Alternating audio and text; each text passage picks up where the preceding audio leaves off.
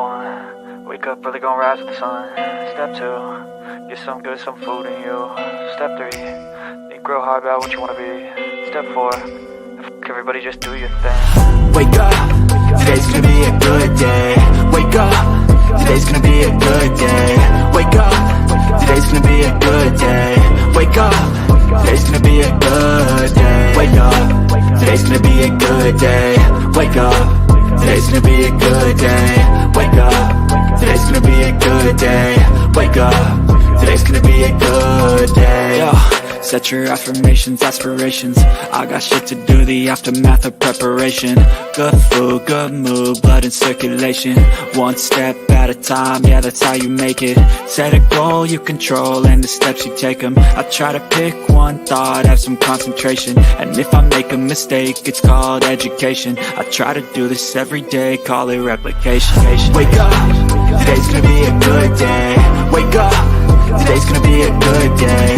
Wake up, today's gonna be a good day.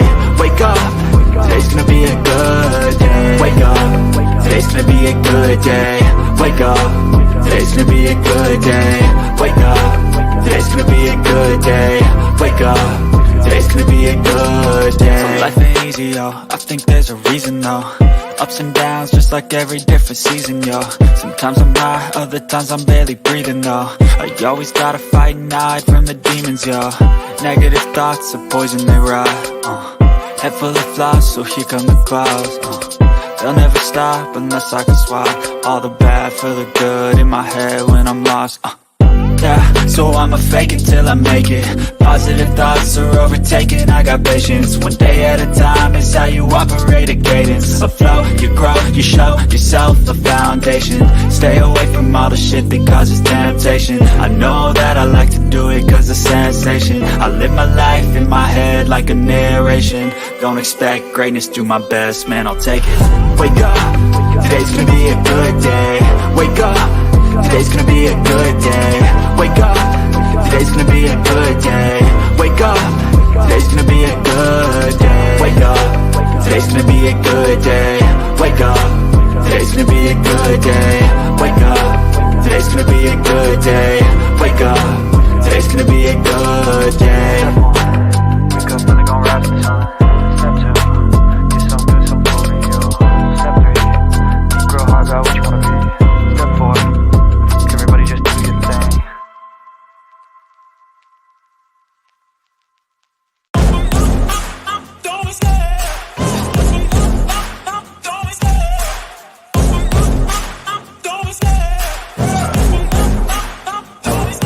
I love the chase and the hunt, and I set the pace when I'm running. I always take what I want and I always give it 100. Don't need a bank, no I'm funded. Play the game like it's nothing. I'm always thankful for something. Don't take for granted, stay humble. Now wake up! It's time to look at the enemy. Look in the mirror if he is no friend to me. It's not working out, maybe it's the chemistry. It's time to break up so I can make a better me. Better believe in your mind cause it's everything. You can mold, shape, find almost anything. All it takes is some time and some clarity to find your identity. It's mind over everything.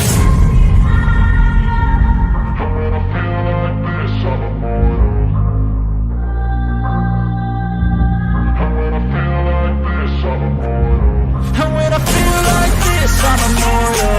When I feel like this, I'm immortal. When I feel like this, I'm immortal. When I feel like this, I'm immortal. Don't stop, just give it up.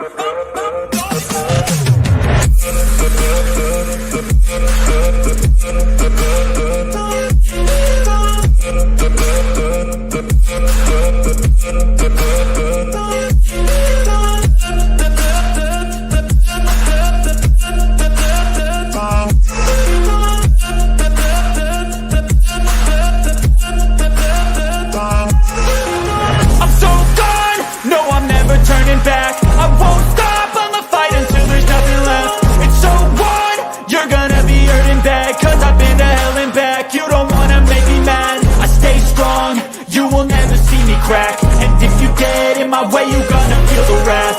Gotta say it to my face while he's looking back. Mirror breaks after math. When I hate, I attack.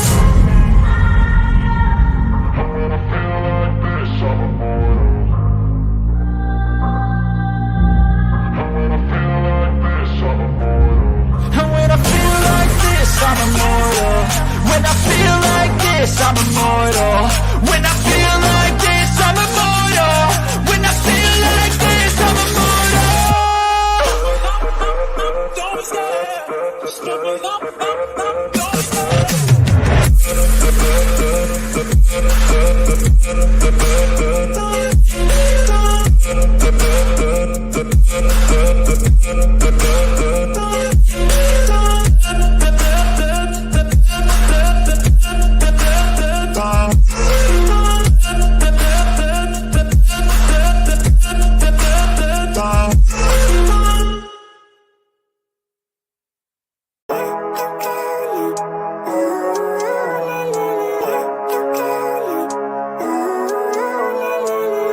Living life, every day, late at night, not okay.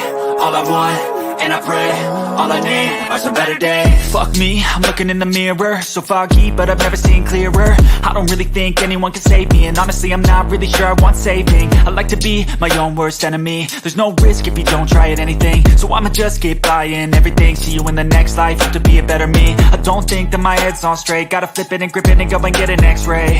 What's wrong with me? I just feel weight pushing on my chest and it squeezes till I suffocate. Better change my mindset, meditate. It's pretty cool that I'm alive and have better days. I could walk, see, hear, I should celebrate. Think I could change my mind, maybe elevate. Living life, every day, late at night, not okay. All I want, and I pray, all I need are some better days.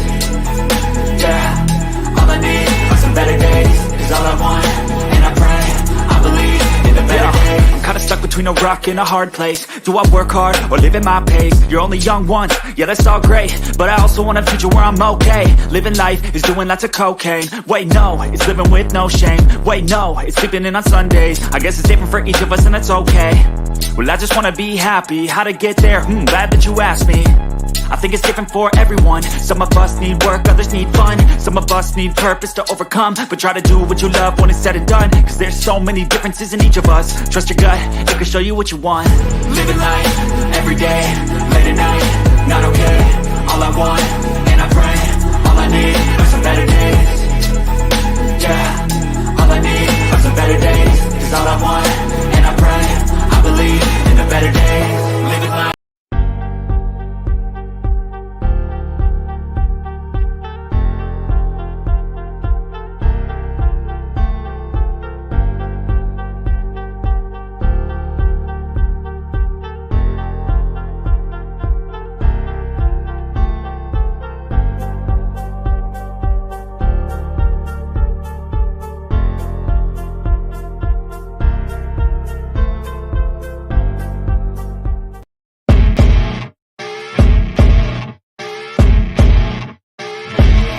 As you wake up in the morning, you want to find the latest, greatest information about criminal cases and have an intuitive conversation about the suspects associated with these cases.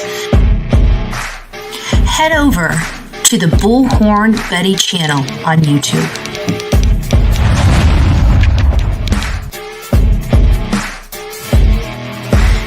Breaking news right here on the Bullhorn Betty channel.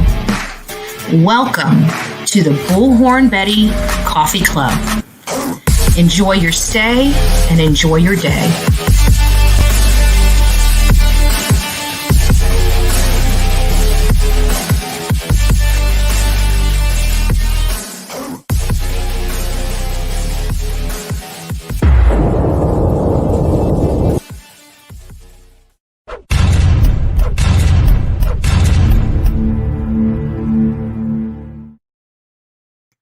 Good morning, all. Happy Sunday. Sunday, fun day, but not fun for us. We've got a lot of cases we're going to be discussing this morning, right? I missed you guys yesterday. I missed you guys, but you know what? I as many of you guys know, we're going to read it today. Language of letting go, right? Language of letting go. And you got to learn to know when it's time to take a break. So yesterday, it was Saturday. I was going to go live. We had a great night, Friday night, with all the ladies and our security men in the house of Bullhorn Betty. And today is a new day. I feel great. I love the rest. I actually was up at 5 a.m. yesterday editing videos. and didn't have, by the time I got done, it was like, noon. If that tells you how much time I devoted to this editing of videos. And I went out to lunch. I felt like it was time for me to have a decent lunch. Went to Codi's, got some steak, and called it a day. Came back here, and I was just like, time to slow it down a little bit. Slow it down a little bit. I know my audience loves me. I know they miss me, but every now and again, Bullhorn Betty needs a day off. So that's what we were doing. And it wasn't really a day off because I had worked almost 8 hours by noon. Right? So good morning, all. Eastern Tennessee girl, first to say good morning this morning. So good morning. She wants to let everybody know good morning. And she has coffee in hand, just like many of us this morning. Many of us this morning, right? Coffee in hand. I got to go out. I got to tell you, I used the last bits of scoops of coffee this morning. We were struggling over here in Casa Bullhorn Betty. But thank God we had just enough, right? Just enough. Lex Luther, nice to see you. Smash that like button on your way in this morning. If you guys are not getting notifications, I don't know what it is. Every now and again, it's like, YouTube has to make sure the audience are awake, right? They got to make sure that you really like this creator. So occasionally it drops the notification off. So what do you have to do? Got to go back out there and add the notification. So if you're not getting notifications for this channel, by all means, please go out there and check your bell. The bell is important, folks. It's not all about subscribe, unsubscribe, join. Sometimes it's just about something as simple as the bell, making sure it's set to all, right? So if you're not getting notifications for the replay team, make sure that you change that bell to all. If you got your bell on all and you still didn't get notified, unsubscribe and resubscribe. Let YouTube know you are Team Bullhorn Betty. You are part of the coffee club. So I hope you guys, I got to change the music. I'm not, I like the 2 songs that come first. I built that because I couldn't get the music as you come in. And sometimes when I go live, I'm still building the program. I'm still building the show behind the scenes. And so I don't want you guys sitting there looking at a screen that just says, hey, the show's starting soon. So what did I do? I went and created a video that says Bullhorn Betty starting soon. But I put music behind it, right? I made sure there was 10 minutes because I figured 10 minutes. Usually by the time I go live, I just got a few little things that I got to just button up. And so I figured 10 minutes was a good, and actually it's 8 minutes, not quite 10 minutes, but it's 8 minutes of music. And that should be enough for me to get this show finished up and you guys listening to some songs. But the last song, just, when I listened to it, I thought I liked it.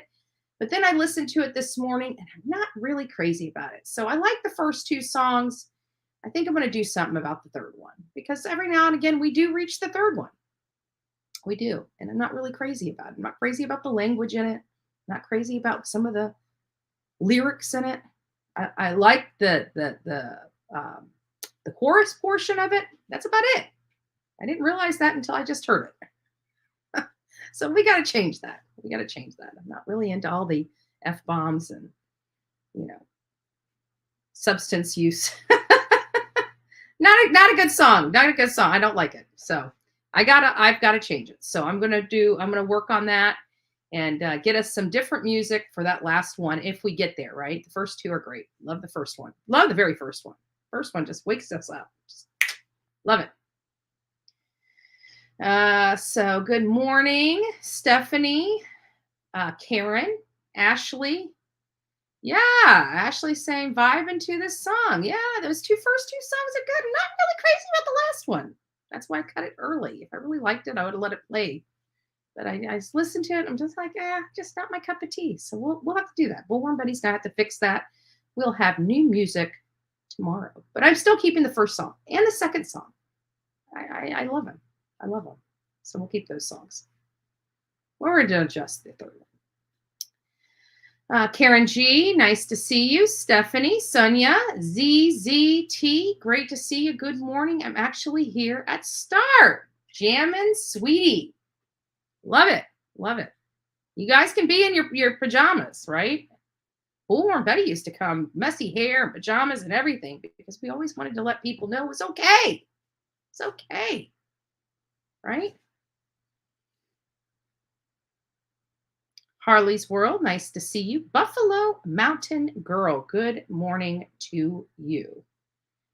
Who else do we have? Cindy S., nice to see you here this morning. Talks to Angels. I love that. It's really annoying. I wouldn't keep that song. It's really annoying. Not sure which one song you're talking about, but unfortunately, the first two songs I like. Third song, not so much. Could change that. La Bamba, nice to see you. Ronnie. I need to respond back to you. I got your message. My phone's just been getting I just been crazy texting. The other day I was in a chat with Anissa and Miss Robin, and I fell asleep on them. I wake up the next morning, I had 151 messages to read. I'm telling you, they can talk. You guys think Bullhorn Betty can talk? You should listen to some of my mods. Go on and on and on and on all day long. Just kidding, girls. Just kidding. Vicki Baker, nice to see you here this morning. And it just popped up on me. So let me get back here. Anissa, I just passed Anissa's face. Anissa's in the house. It's all your fault. It's all your fault. Oh, boy. Let's see who we got here. Alyssa, nice to see you this morning. Good morning. Susan, good morning. Healing Nature 888, good morning from London. We got some people all over the world that come in here. Is it Giovanna? Nice to see you. Cool Gamer, you're late. No, I'm just joking. Oh, Lord. Crazy Nurse, Betty and Gang. She says, hello. Anissa in the house. And she's counting the numbers, man. We're not getting the numbers. She's a little hot here. Look at that. She's saying, get those likes up, folks. If you haven't liked this show yet, go out there and give me a thumbs up. We are Team Bullhorn Betty.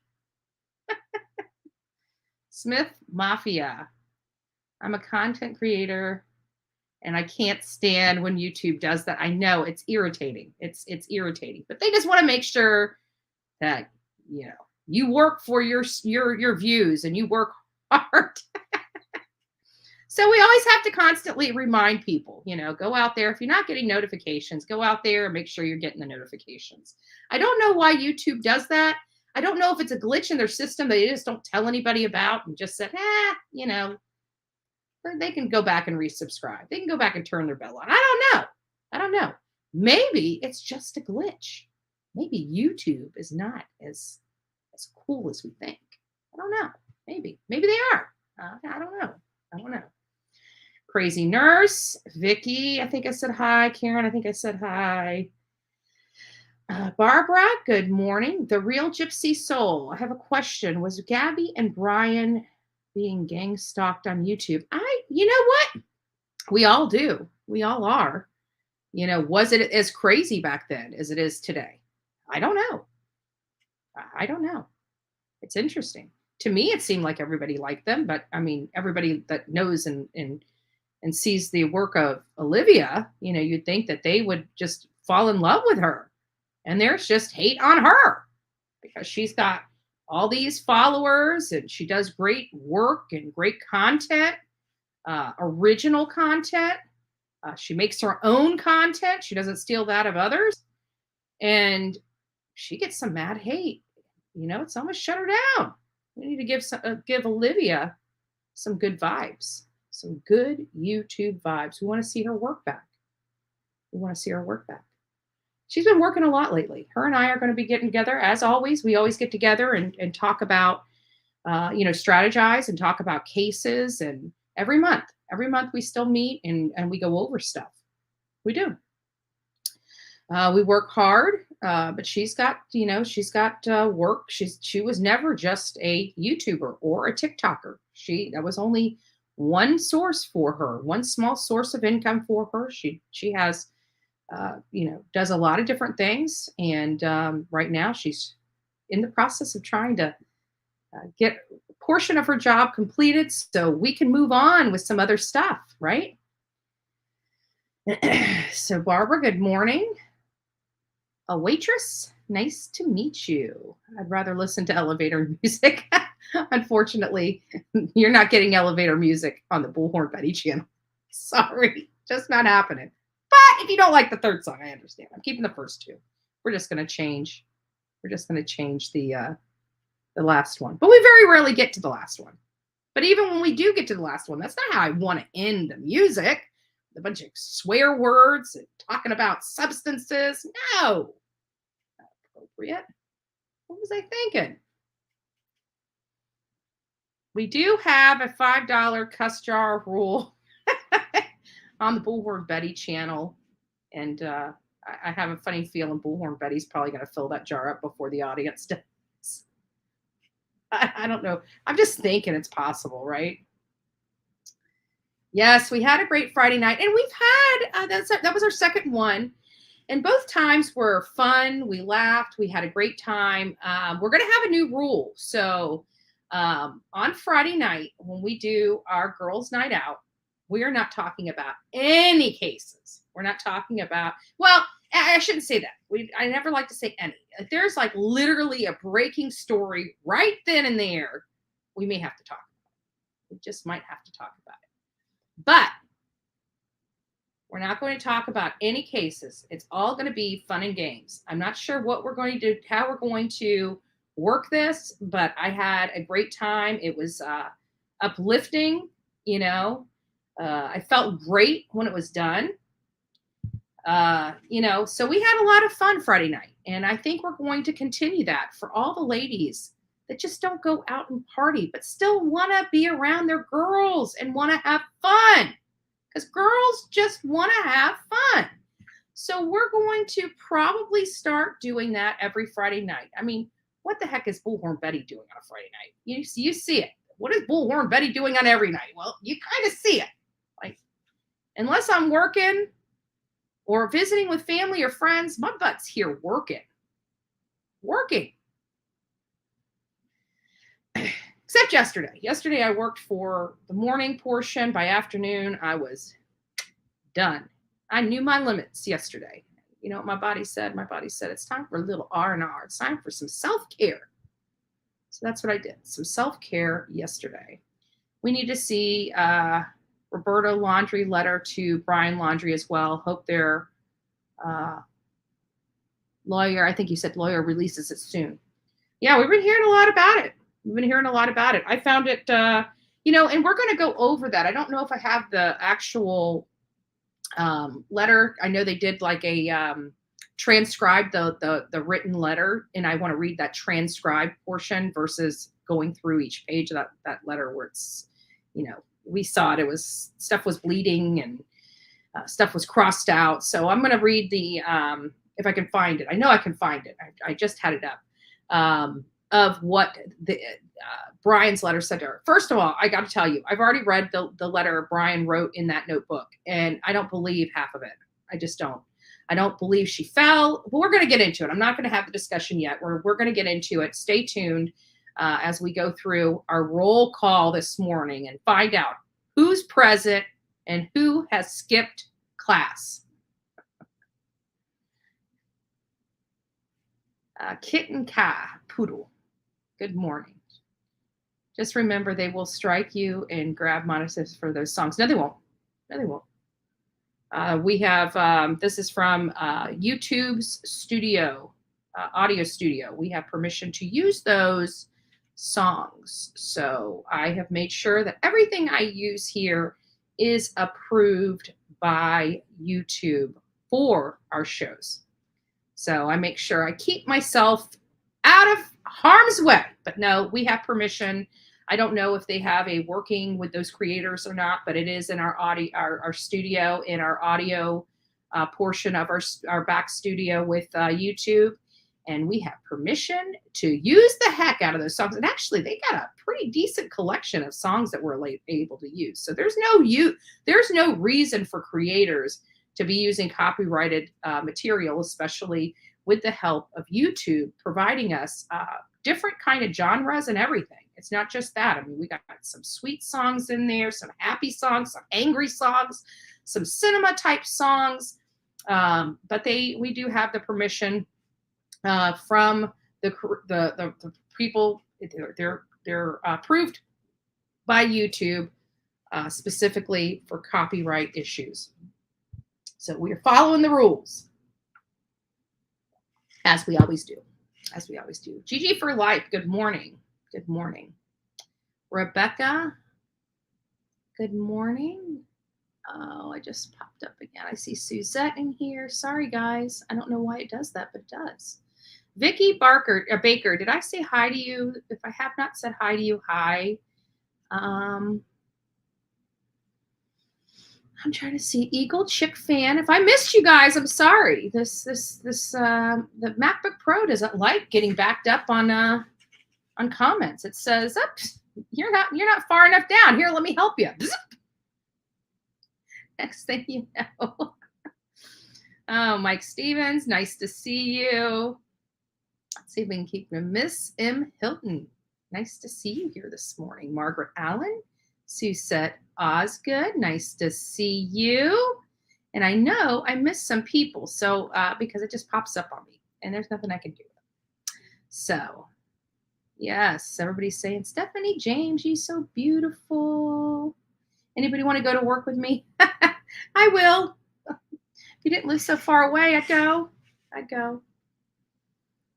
So, good morning. What are we going to do this morning? We're going to talk about cases. Like we've got to, and I actually am thinking about separating and doing 2 lives this morning. I really am. I'm kind of, I still haven't decided. I was going to just do this all in one, and I'm thinking there is so much content that we've got to go over. I missed yesterday. We got to make up for yesterday. We got so much to go over. So I'm thinking about splitting up these segments and doing, because we've got enough to talk our ears off for a good hour and a half, 2 hours, just on half of my content today. We have that much content that we wanted to go over. So I'm thinking I'll get you guys' vote and see if you want to do it all in one sitting, or if we want to just do half of it, take an hour break, and come back and cover the rest of it. I'm going to leave that up to the audience. I'm going to leave that up to each and every person that is watching this morning. Let's see if we got that. Yeah. So I got some good news to tell you guys. I got some good news. And I don't know if I really want to tell you guys this, because then it's going to tell the bad people some secrets. So I may not do it. We'll see. So here's what I was thinking. So we've got some crazy stuff going on here. So we got the whole Gabby Petito. I know people have been talking about that, about the release of the notebook that had the confession in it. We have now seen the confession. We're hearing widespread concern about a letter that Roberta Laundrie sent to Brian Laundrie. But outside of that, the information we're receiving from, these back channels of this letter. No, I haven't seen it yet. The one that was telling, Roberta was talking to Brian and told him to burn this letter at the end. We heard about it, but I don't know if anybody's seen it. Now, I could be wrong. We will search for it and see if we can find it and make heads or tails of it. But we haven't, I don't have it up yet and have not personally seen it, but I've heard about it. So we're going to be going over Gabby Petito. Michael Monkey Vaughn was one that, while we were down at Summer Wells Vigil, a bunch of creators kind of got together and we were talking about cases. These type of things when we're face to face. Good morning, Nutter Butter. It's nice to see you in here this morning. I've seen somebody else that popped in here. Christian Bridges. Nice to see you. Good morning. And again, if I missed you guys this morning and didn't say hi to you, I do apologize about that. I try to get through these, but sometimes I just miss you. So I'm sorry. I'm sorry. But if I don't recognize calling your name out when you write again, I will make sure that I say good morning. So the next one is Michael Monkey Vaughn. You know, this is the little boy that went missing. Some weird oddities with this case, you know, that I want to dive into, but I'm going to see, we're going to wait on this one. I'm going to give opportunity for hopefully Eve or Guidance will be here in the near future, and maybe we can have a more, because quite frankly, True Crime with Eve has been doing a lot of work on the Michael Monkey Vaughn case. And she has a wealth of knowledge about this case. And, you know, we're actually considering, and actually it's not really considering, it's just setting a date and a time. We're bringing creators together. It's not going to be something that's broadcasted for YouTube or our audience. It's going to be a behind the scenes discussion panel and roundtable with other creators, specifically about Michael Monkey Vaughn, so we can put our heads together and you know, go over it. I heard that Blank Screen is in the house. Is Uncle Eddie here? Why am I not seeing him pop up? You guys must have struck him before he got into my portion of the chat.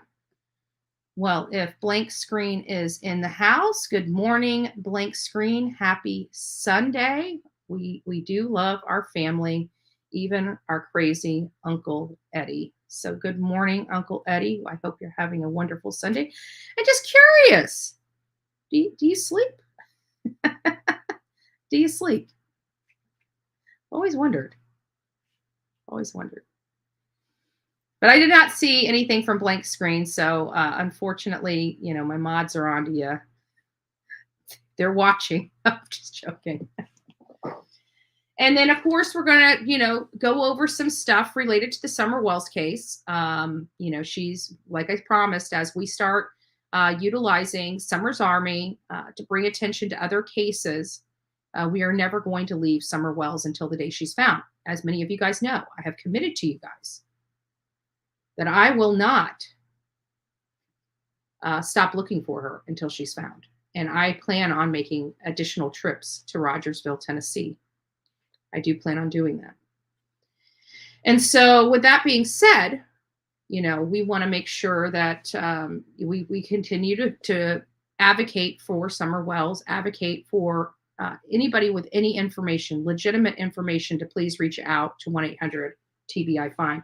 And of course, we've touched on this week the Codi Bigsby case, the little boy that disappeared, and his father is now sitting in jail. We got some updates on his father, but I feel like this is a case that hasn't been getting a whole lot of attention, and it should.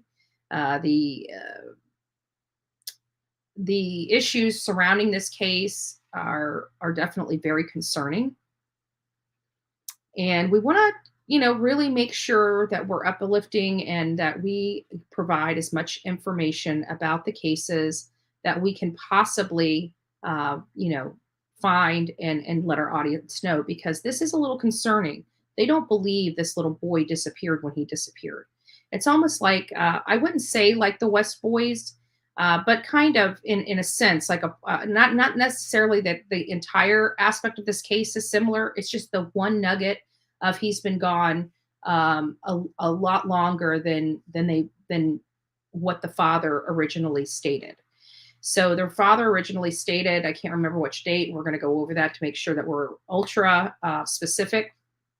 But he basically said that he saw his son at 2:00 in the morning. You know, 7 hours later, he reported his son missing. They couldn't find his son.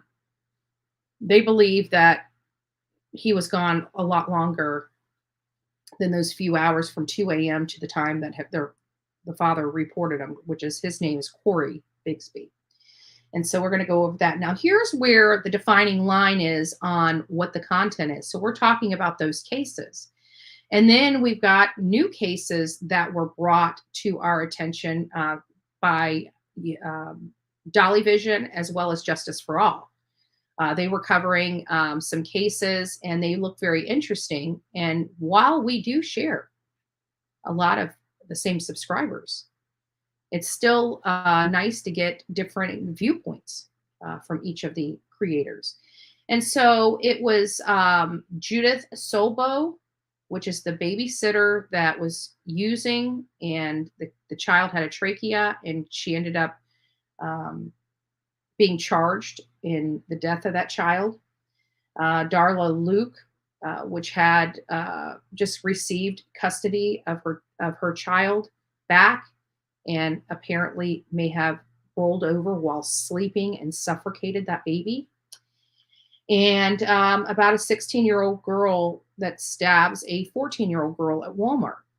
And I'm thinking that those are clumped together. So we have Gabby Petito, Michael Vaughn, Summer Wells, and Codi Bigsby. That's like one segment. And then I'm thinking we will take an hour break and come back for a second segment, which touches on the updates of these people. And that's not the only one. Like we have the grandma that is now in jail for her grandchild being killed, and as well as a father in Texas that is in jail tonight for atrocities to a very, very young 8-week-old baby. So I'm thinking that those need to be separated. I think we need to discuss our cases and, the cases that we've touched on in the past, which are Gabby, Michael, Summer, and Codi, and then take a little break and then come back here and get updated on the new information of Judith, Darla, Isabel, the father, and the grandmother. And if you guys like that idea and doing 2 separate shows today, put a 1 in. If you just want to have a super long show today and just talk about this for, several hours, put a 2. I'm thinking my personal preference is I'm thinking, breaking them up into 2 segments. But, this show has always been about you guys. So I'm throwing that out there to find out how you guys would like this show to run. It's set up. I've got everything set up for both ways. So both ways.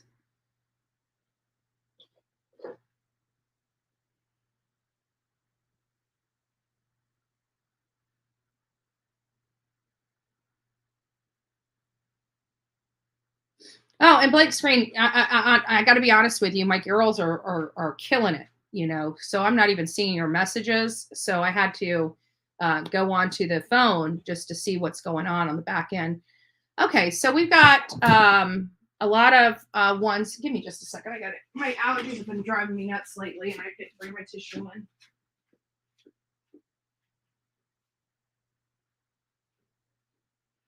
I hate wiping my nose in front of you guys, but I guess it's better than it just running in front of you guys and me not catching it. So it looks like the consensus is we'll def 2 shows. That's a lot of people to cover. Okay, yeah, I'm thinking the same thing. So we'll do 2. We'll cover the Gabby, Michael, Summer, and Codi now. We'll go over that, open the phone line, see what's going on. And then we'll take maybe a half hour or an hour break and come back here and then go over the new cases of despicable people where monsters live among us, which was going to be the second show. But like I said, I wanted to make sure that we talked to the audience before we did. But anyways, getting back to Blank Screen, my mods are so good. Like you're not even registering on StreamYard. You're not even registered. They're catching you and deleting you before I even see you, right? Before I even see you, like they're on it. Damn. So I did decide to go in here and see what you were saying. So I did want to address this.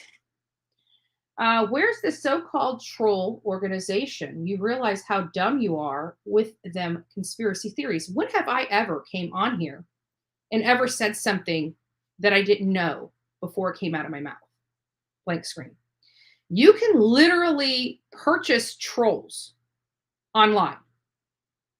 So if you, to me, Uncle Eddie, just to throw that out there because you're family and I'd like to educate people, because when they try to sit here and point a finger at Bullhorn Betty, there's always 3 pointing back at you, buddy. Always 3. Right? See?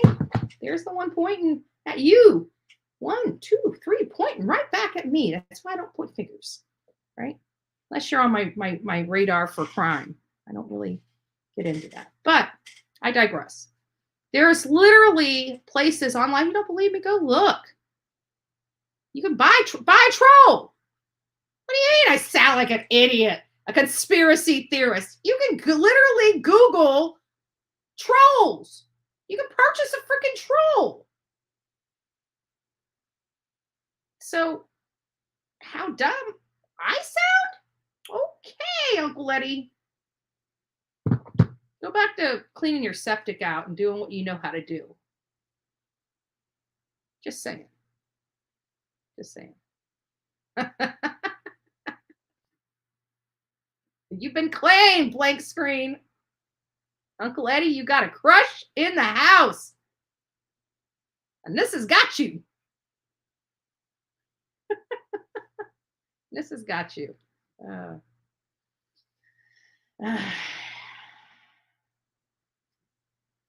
Ooh. That's interesting. Maybe you can call in and tell the Bullhorn Betty channel about your monster in your neighborhood. I know. That's a good one. That's a good one. You're pretty clever, Miss ZZT. Yes, they do. But you got, who looks like an idiot now, blank screen? This is old news. Yes, there's many organizations. There's also Discord and other backroom chats because I'm not going to tell you how I know this, but we know. This is a provable statement. But again, I'm not going to go there on this channel with that because that is one of those things that, quite frankly, I'm working on building, right? I'm working on building the case. But yes, there is a lot of stuff going on that people have no clue about. Quite frankly, we know. When I came here and I realized what was going on here in YouTube, I vowed to my audience as well as to other creators that we would work together and making it a more safe environment for people to enjoy themselves and watch the creators that they choose to watch without all this nonsense. So, Bullhorn Betty's been very busy, but I've been forced to, right? Because of what I've gone through since coming here. I've been forced to educate myself in exactly what is going on. That's why when people try to flag my lives, right, they're immediately turned back on. Immediately. Click one button. I no longer have to wait hours anymore. It's immediate. Just like that. We do great work here. We do great work. So with that being said, we will move on. Good morning. Good morning. I feel like we're already 44 minutes in and we haven't touched a damn thing yet. But we need to be inspired. We need to be inspired. For those that know, I have incorporated and will continue to incorporate the language of letting go into our shows. And the reason why I do this is because I realize I need to read this. And if I need to read this, somebody out there in my audience needs to hear it. So why not do it together, right? The Language of Letting Go by Melody Beattie is a daily meditation that just kind of helps refocus us. We have our life's getting crazy. We're in our head. Sometimes things are happening in our life and they're happening so quickly we can barely hold on, much less take a breath and let it go. So every day that I come live, I try to read. Sometimes I'm not perfect, right? So sometimes I forget. But today we are going to read The Language of Letting Go. Today is take a time out, kind of what Bullhorn Betty did yesterday, right? I worked 7 hours. By the time I was done working, I was going to go live. And you know what? Prime rib and a baked potato sounded pretty freaking awesome for me. And I thought, let me go there and then I'll go live. Well, I went there, had a great lunch. Came back here and I'm like, still not feeling it. I feel like a nap. That's okay. That's okay. Bullhorn Betty deserves a nap. So then I took a nap. When I woke up, I'm like, it's 5 o'clock. Turn on, see who's live. Guess what? Get to hear Dolly. I'm like, I can't go live. Dolly's on. Don't want to split the audience. So by the time Dolly shut his trap, I'm just joking. My day was done. I'm like, it was a great day. I enjoyed it. I miss you guys, but I enjoyed it. So we're here this morning and we're going to do 2 segments today. How wonderful is that? You guys get to see me most of the day today. And it's all inspired from me taking a day off and taking a time out. So June 26th, take a time out. Tickets. And you give yours to the big man in the beard and the t-shirt at the gate and step onto the carousel. So many choices, horses, carriages of every color. The white one with a gold tail, the green one with fire in its eyes. Yes, he looks fast, but no, someone else got there first. You settle for the black and red horse with the sparkling silver saddle. Someone bumps past, leaving sticky cotton candy on your arm. And then the music starts, loud, creaking organ music blaring through old, blown speakers. The lights flash on and off. The world spins around you. Children shriek in delight while you tug on the reins. Guide your mount around the course and try to let go of nagging suspicion that the green horse would have been more fun. You vow to get back in line and get that one next time. Step off the carousel. Take a break for a moment and watch all the horses go hurrying past. The green one is no better than the red one, just different, and certainly not any faster. All your frantic pulling on the reins and wasting effort too. See, they come right back again.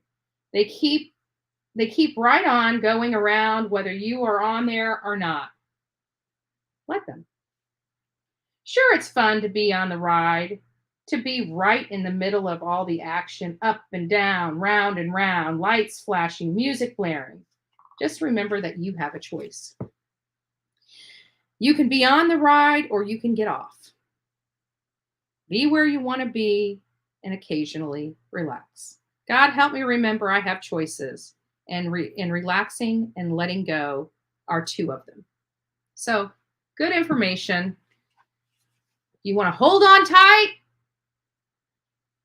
or do you want to let go and relax? I let go and relax yesterday. Today we're going to have some fun. Today we're going to have some fun. Very rude. What is going on? They're beating the heat, Hilton. The guy on Bit Hill that JR talked to were very nice. They have the same theory as me. I haven't had an opportunity to watch that just yet. Yes, he did beg her, guys. Could not get her to come on last night. LOL. Oh, she did try. She twisted my arm and everything. She even offered to take over. Maybe I should just sign in and give her the passcode. Let Nissa take over the Bullhorn Betty channel. I think she'd be good. So, Let's see. Who weed whacks at 7:50? I'm about to roll on my rude neighbors. I know there's been times I've been here and you know how you pay those the Mo guys that come around. Well, the rental next door, anyways, sometimes they get here at like 6:45. Like, who's thinking about mowing the freaking yard at 6:45? And that's during the week, and that's probably thinking people get up. They don't realize, hey, I'm here, I'm working, I got my computer up, but who the heck can read these articles when you go? I mean, come on. I know people need their yards mowed, but really that early? I digress. Good morning, Vape King. Nice to see you in here this morning.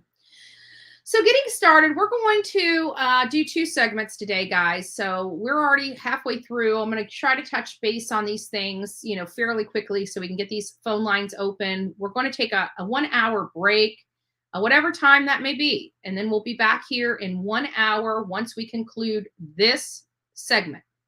And we're going to be going over some new disgusting monsters.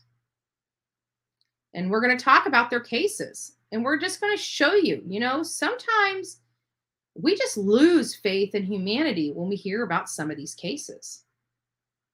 You know, we just kind of lose a little bit of faith in humanity. And I'm so thankful that we are all here. We are normal. We detest this kind of conduct. And, you know, we want to learn about them so we can identify them, right?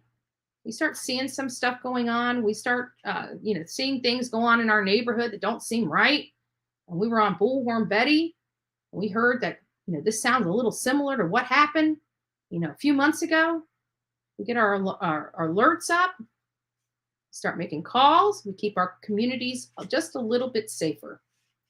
We don't expose this nonsense and this garbage. We never learn. We never learn.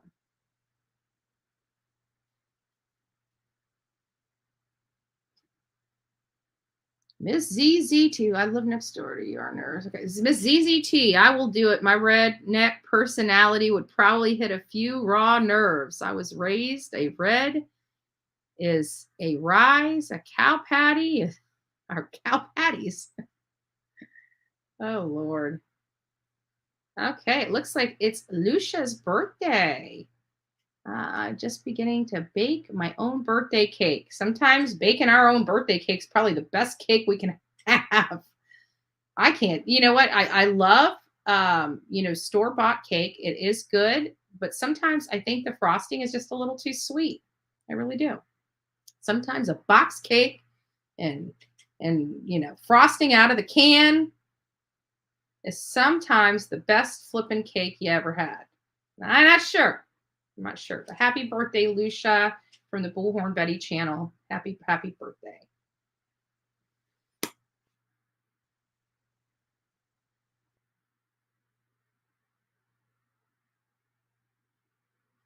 Don't delete. I don't know what that means. Happy birthday, Lucia. Happy birthday, happy birthday. So everybody's saying happy birthday. Love sweet frosting. Love buttercream. I do too. But it's like a half-inch thick on cake. Sometimes you just don't need all that frosting. I'm sorry. It's just I almost want that thin little layer. I actually like cake without frosting. I like cake with frosting. But honestly, I could eat cake all day long without frosting. I really could. I make my own coconut cream with meringue. Oh, that sounds good.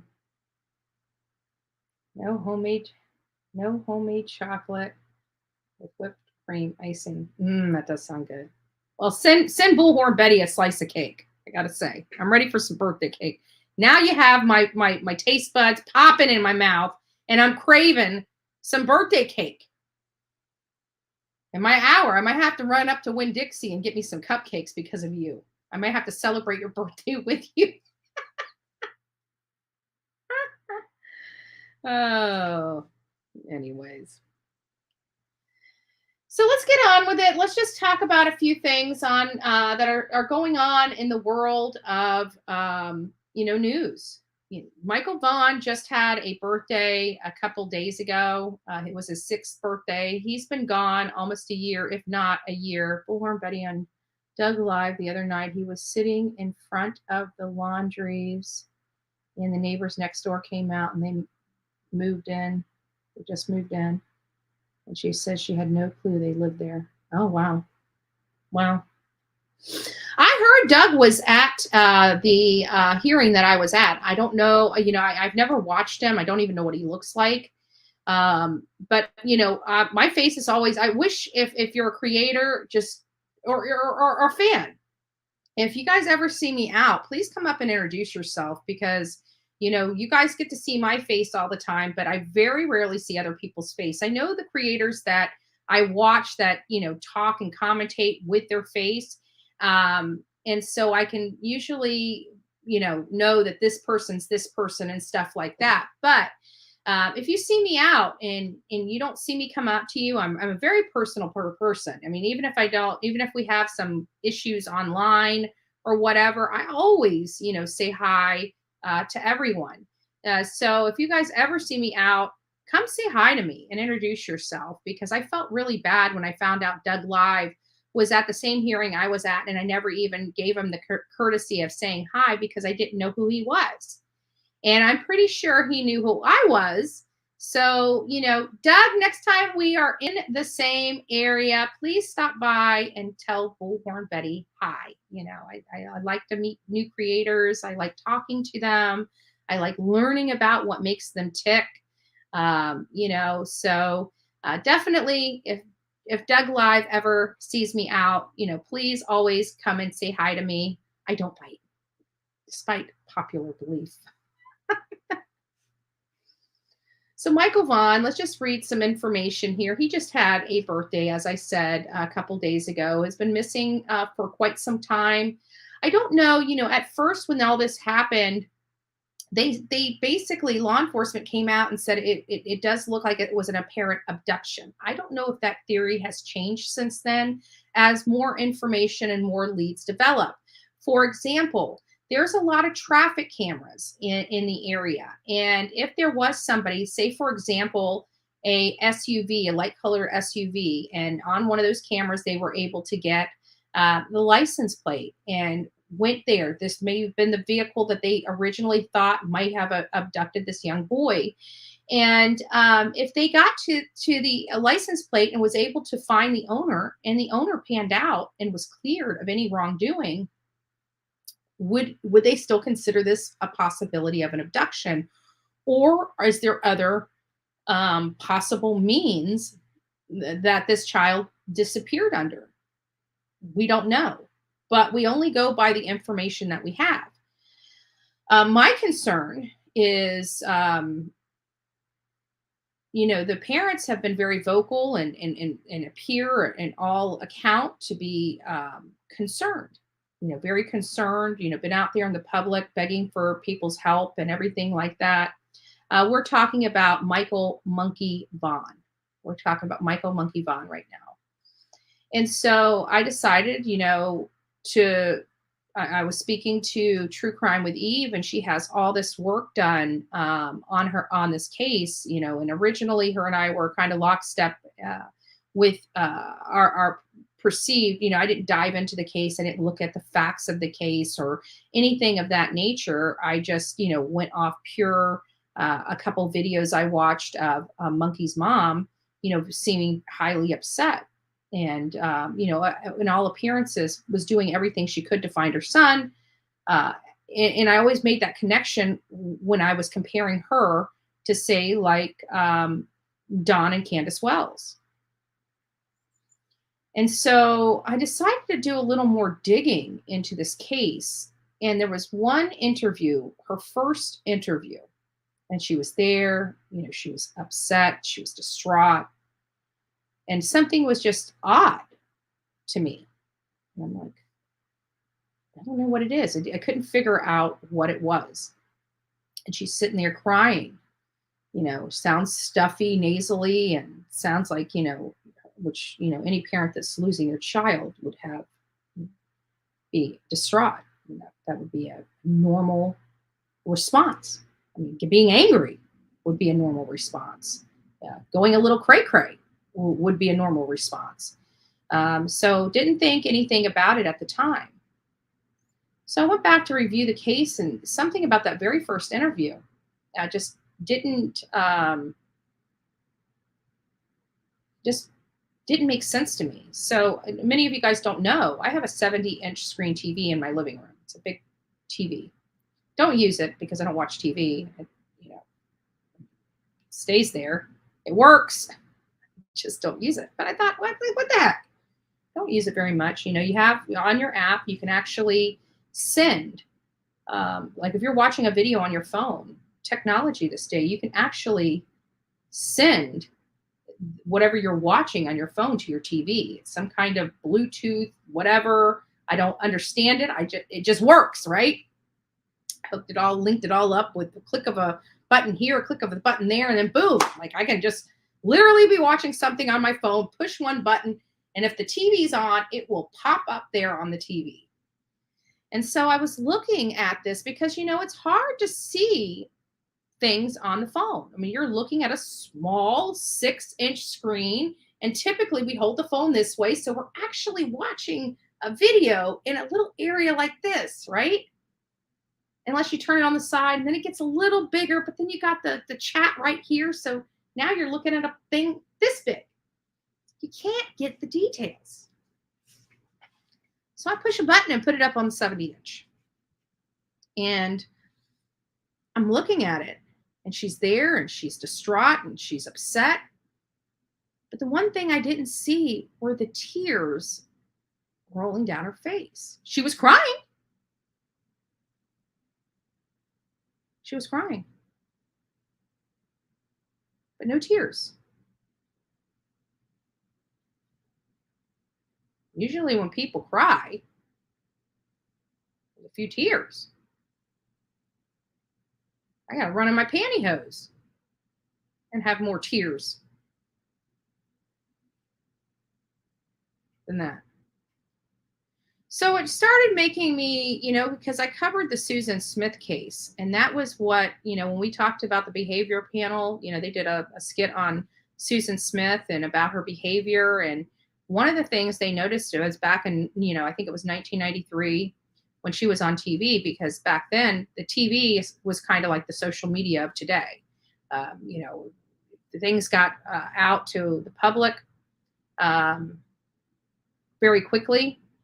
Through the use of the television. Now things is like, TV on steroids with social media.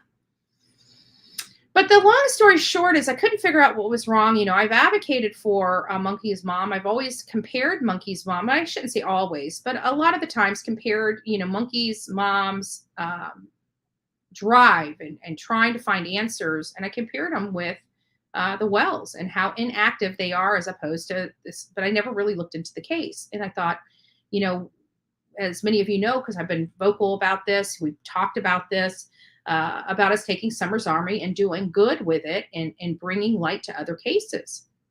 Never leaving Summer Wells, like even today. We're talking about all these other cases plus Summer Wells because Summer matters to us. What's going on in her case matters to us. And so we're trying to figure out, how to utilize this amazing platform we built with Summer's Army to help bring more attention to other cases. And so I decided to dip back in to the Michael Vaughn case and see what was going on. And I found that one video and it just didn't seem right. Now, I'm not saying that the mom at this point is involved. Like I said, we're about to have a brainstorm session with other creators. We're going to throw all of the stuff that, everybody's learned out there. And we're going to have a conversation about this case, a more in-depth conversation with a few creators. And then, of course, I'll come live and talk about what we've learned. But, for this particular scenario, I think it just needs the creators, that would like to, get more involved in this particular case and educate themselves. If you guys are a creator and in true crime and would like to be part of this discussion, reach out to me and we will see about getting you approved to be part of that roundtable discussion about this particular case. But it is coming. And I think it's great. I think it's great. And many of you know, since I've come out on these streets, I've said, how great it would be if creators would get together, unite, and work on cases together, so our audience is well versed and has all the up-to-date information about these cases and the most relevant information we can bring forward. And it looks like, in all accounts that we're starting to work on that. So it's going to be amazing. I really truly believe it. I met some amazing, loving, all heart creators when we were at the Summer Wells Vigil. And I believe that those relationships that we worked on are going to be life-lasting friendships from this little girl. And I do believe, guys, who is Monkey? Michael Vaughn. He's a little boy. We're going to be going over his case here in just a second, Vicki. But his name's Michael Vaughn. Michael Monkey, because they call him Monkey. That's what his family says. His nickname was Monkey. So Michael Monkey Vaughn. He just turned 6 years old. He's been missing almost a year, and he started getting some pretty decent attention a little while ago, but it kind of died down, and Summer Wells kind of took over. And the Summer Wells case, in my opinion, maybe some people agree, maybe some people don't agree, but we're monitoring the case. But there's not a whole lot that's going on. I mean, occasionally we'll get a new interview. We'll get some new information. But for the most part, all the information is about the same. How many times are we going to say we believe Don and Candace are responsible? Right? I mean, it's not a laughing matter, but we have to start figuring out, we got to let law enforcement deal with it. We have the people that believe they did it are going to believe they did it. The people that don't won't, right? So we need to allow law enforcement to get a handle on this and bring somebody to justice for Summer Wells. So while we're keeping our hands on the pulse with the Summer Wells case, there's not a whole lot we can continue to discuss. I mean, we're going back to old interviews. We're discussing, the stuff with it. I still want to meet with Cher and go over that August interview, man. There's just a lot of stuff in there that I think will perk a lot of people's attention. And I know she's going over some of the old interviews she had, but I still want to get with her for that specific interview. And I feel like it's going to be happening sooner than later. Hopefully, we'll keep our fingers crossed. But other than that, there's not a whole lot going on in the case. We're just going back to the beginning and moving back to the current. I mean, it's still all the same. Still pretty much all the same. And so long story short, we need to find a way to keep Summer in the forefront, but also expand to other cases. And so I'm thinking Michael Vaughn and Codi Bigsby. And then, of course, we've got Gabby Petito. A lot of stuff is going on in the Gabby Petito case that didn't happen. So it's kind of reinvigorating that case because people are still curious. There was no justice for Gabby Petito. I've got a lot of content that has never seen the eye of the public from Gabby Petito. I mean, you got to think that, I've got probably 2 gigabytes or 2 terabytes of, well, probably about a terabyte of stuff just on Gabby Petito alone. So, we're just going to be going through this. And then, of course, we have all these other despicable people that, keep doing despicable things to people. And then they get brought up in the mix. So long story short, let's just get on to, there we go, to Monkey Vaughn. So for those, I'm just going to read this article and then we're going to have a small discussion on it. And then we're going to move forward and then we're going to open the phone line. So I want to get through this so you guys at least have 30 to 45 minutes on the phone lines. So thank you, Anissa. So, and there are some similarities. I've got to be honest with you. As I look into this, there are some similarities with Summer Wells, and I didn't see them before, but did a really good interview with Brandy. Okay, good. And maybe I'll have to go back and look at that and review that interview, which I have not done yet. I will be working a lot today. And this next week. I've already built out my schedule for the next week, and it's pretty tight. So I've got a lot of stuff upcoming. So next week we are going to be rocking and rolling. So if you are not subscribed to this channel, you will want to be. So Fruitland, Idaho, the search continues for Michael Vaughn, who's been missing now for 10 months. And this was done on about a month ago. So we're at 11 months right now since Michael Vaughn has been missing. Good morning, Cotton Candy 65. Good morning, Jackie Chase. Nice to see you. Tammy, I see you're in here as well. And is there anybody else I missed? I'm sure I missed some people. So Pebbles, oh, nice to see you. Good morning, Love Bug. Nice to see you here this morning. So he's been missing for 10 months. And again, this article was from May. So we're already in June, at the end of June. And so we're looking at 11 months now. I will find the specific day. Let's see. Disappeared. So July 27th. July 27th is when he disappeared from his home. So 7/27, right after the 4th of July, he ended up disappearing. So Fruitland police told CBS 2 on Tuesday that officers continue to follow leads. We haven't stopped looking. We remain hopeful, Chief J.D. Huff said. So Vaughn, who was 5 years old when he disappeared from his Fruitland neighborhood on the evening of July 27th, goes by the nickname Monkey. In April, Governor Brad Little signed a new law named after Michael that creates a new statewide missing person report or alert. Apparently, there's some stuff. We're going to have to take a dive into that. There's something going on with the Amber Alert where all these additional, Amber Alerts were for missing children. Were for missing children that disappeared. And now it's like all these, I don't know who, probably the government. Get the government involved. You got some crazy stuff going on, period. I'm in the political realm when I'm off here, and I still believe you want something screwed up, involve the government. It doesn't matter what side of the aisle they're on. It really doesn't. You want something screwed up, involve the government. That's my opinion.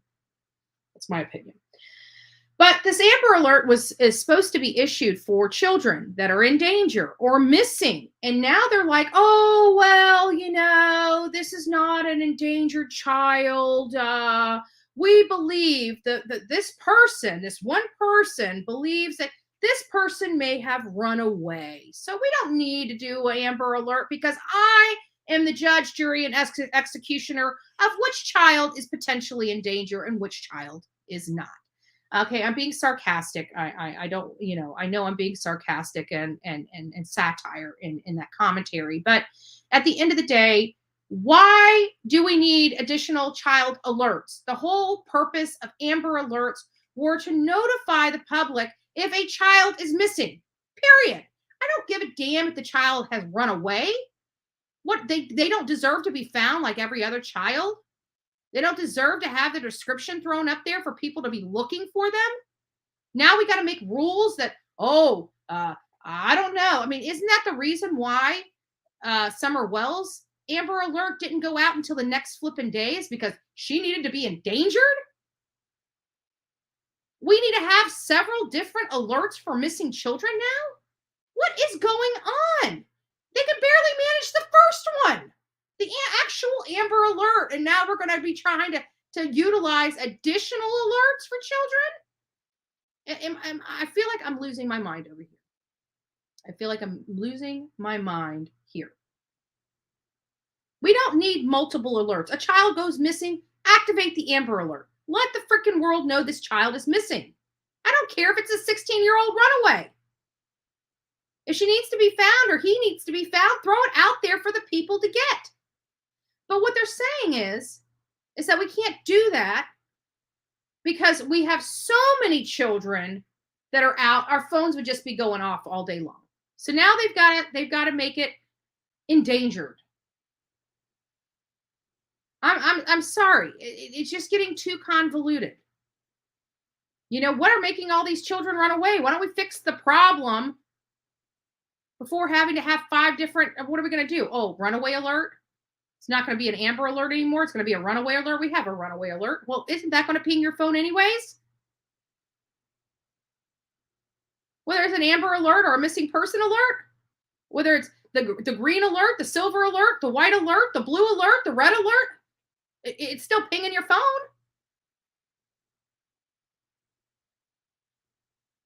So what gives? Anyways, I digress.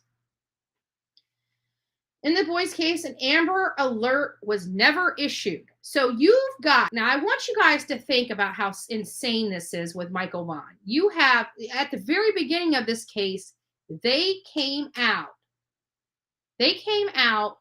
and said that they believe that this child may have been abducted. This is what law enforcement stated, like in and around the time that this case was going on and they were called out there. I remember reading one of the very first articles, and they said there is a strong possibility of an actual abduction, a child abduction, right? If the law enforcement came out and said that they believe this child could have been abducted, wouldn't that be the requirement for an Amber Alert? The minimum requirement for an Amber Alert, and in this case, the Amber Alert wasn't issued. I don't think we need an additional alert. Somebody dropped the ball on the Amber Alert. This boy met the criteria for that Amber Alert. They didn't need a secondary alert for a child that may have been abducted. Somebody screwed up, in my opinion. Somebody screwed up. Oh, who is Andrew scolding? Well, it's you, Miss Robin, for the 151 messages I had. No, I'm just joking. Yeah. Damn government. But am I making sense here? I mean, did you put a 1 in the chat if everything you've learned about Michael Vaughn's case, you believe the Amber Alert should have been issued, and a 2 if you believe it should not have been.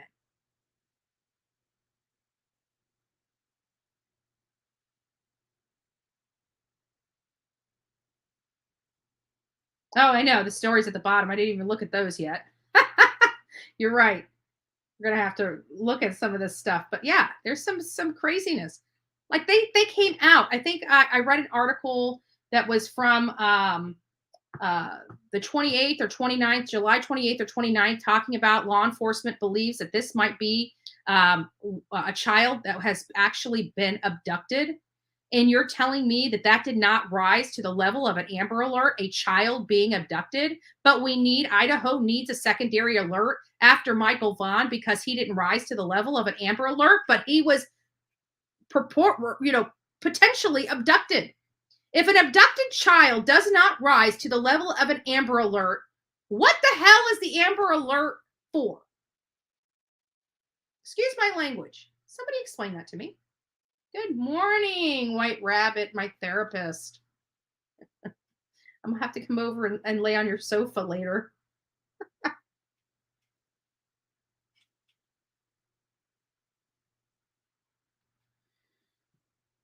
Yeah, so we're hearing that in some states require a car to be involved to issue an Amber Alert.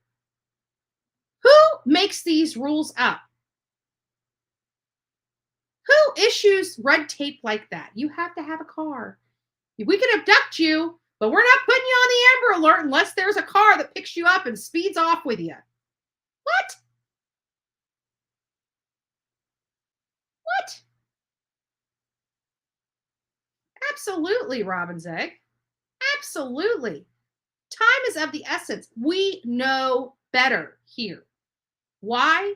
Because we know statistics. We study statistics on this channel. We know the first 3 hours of a child's abduction is the most crucial. And you guys are playing politics on who gets the Amber Alert and who doesn't? What? What?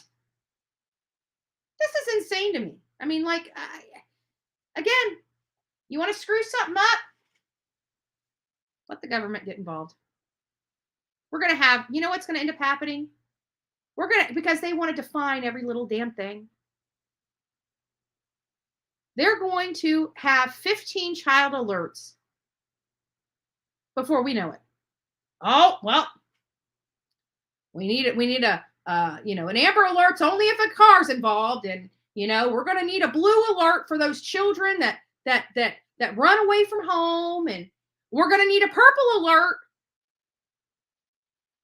for the children that are abducted with no car, that we can't put a car to it. We don't know if there was a car. We're going to need a purple abduction alert for that. And we're going to need a green alert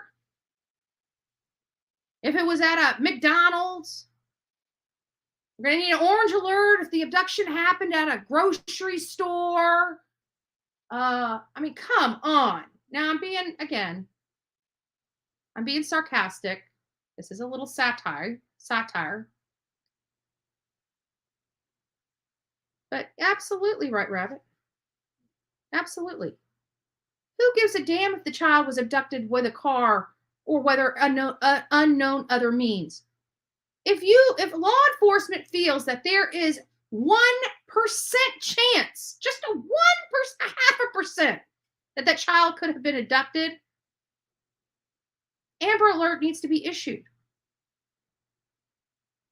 I'm sorry. I get the Amber Alerts, annoying when you get it popped up. You could be in the middle of the night and you go, whoa, whoa, whoa, whoa, whoa, whoa, whoa. And you're like, what in Sam's hell is going on here? Grab our phone. We realize there's a child missing. But we look at it. I don't care if that's a 16-year-old runaway. They still need to be found before something happens to them. Just because they ran away doesn't mean they're not in danger. Doesn't mean they're not in danger. How many kids run away from home and run right into a monster's arms? They still need to be saved.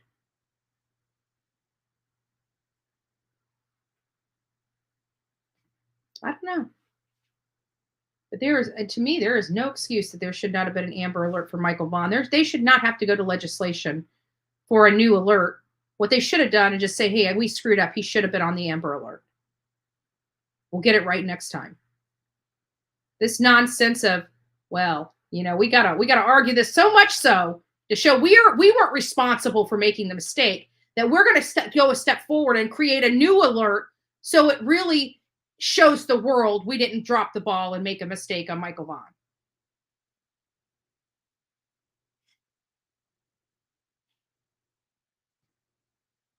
This is why Summer's case isn't solved yet, because they were running on a wild goose chase looking for a red truck, and all the Hill knows this. Oh, I believe it. I believe that red truck got too much widespread attention, and they can't even determine whether that red truck was purportedly seen in the area on the 15th or the 14th. If it was seen on the 14th, it's a nothing burger. Even if it was seen on the 15th, it could still be a nothing burger. They spent entirely too much time, maybe. Now, all days, all babies will need GPS inserted into their body. No. Nowadays, nope. I do not. Nope. We're not going sci-fi on our kids. Nope. That is insanity. When we got to go to that level, just take me out.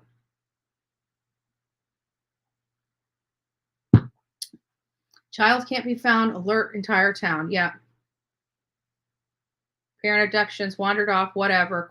The quicker, the better. Hands down. Absolutely believe. That's 100% how I believe.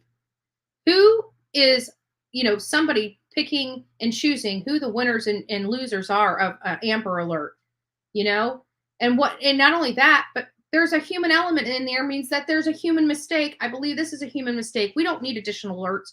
People just need to start sending out the Amber Alerts. If we have an endangered child, if we have a child run away, send out the damn alert. Let people know, because regardless of what kind of alert it is, people need help finding them, and people pay attention to those Amber Alerts.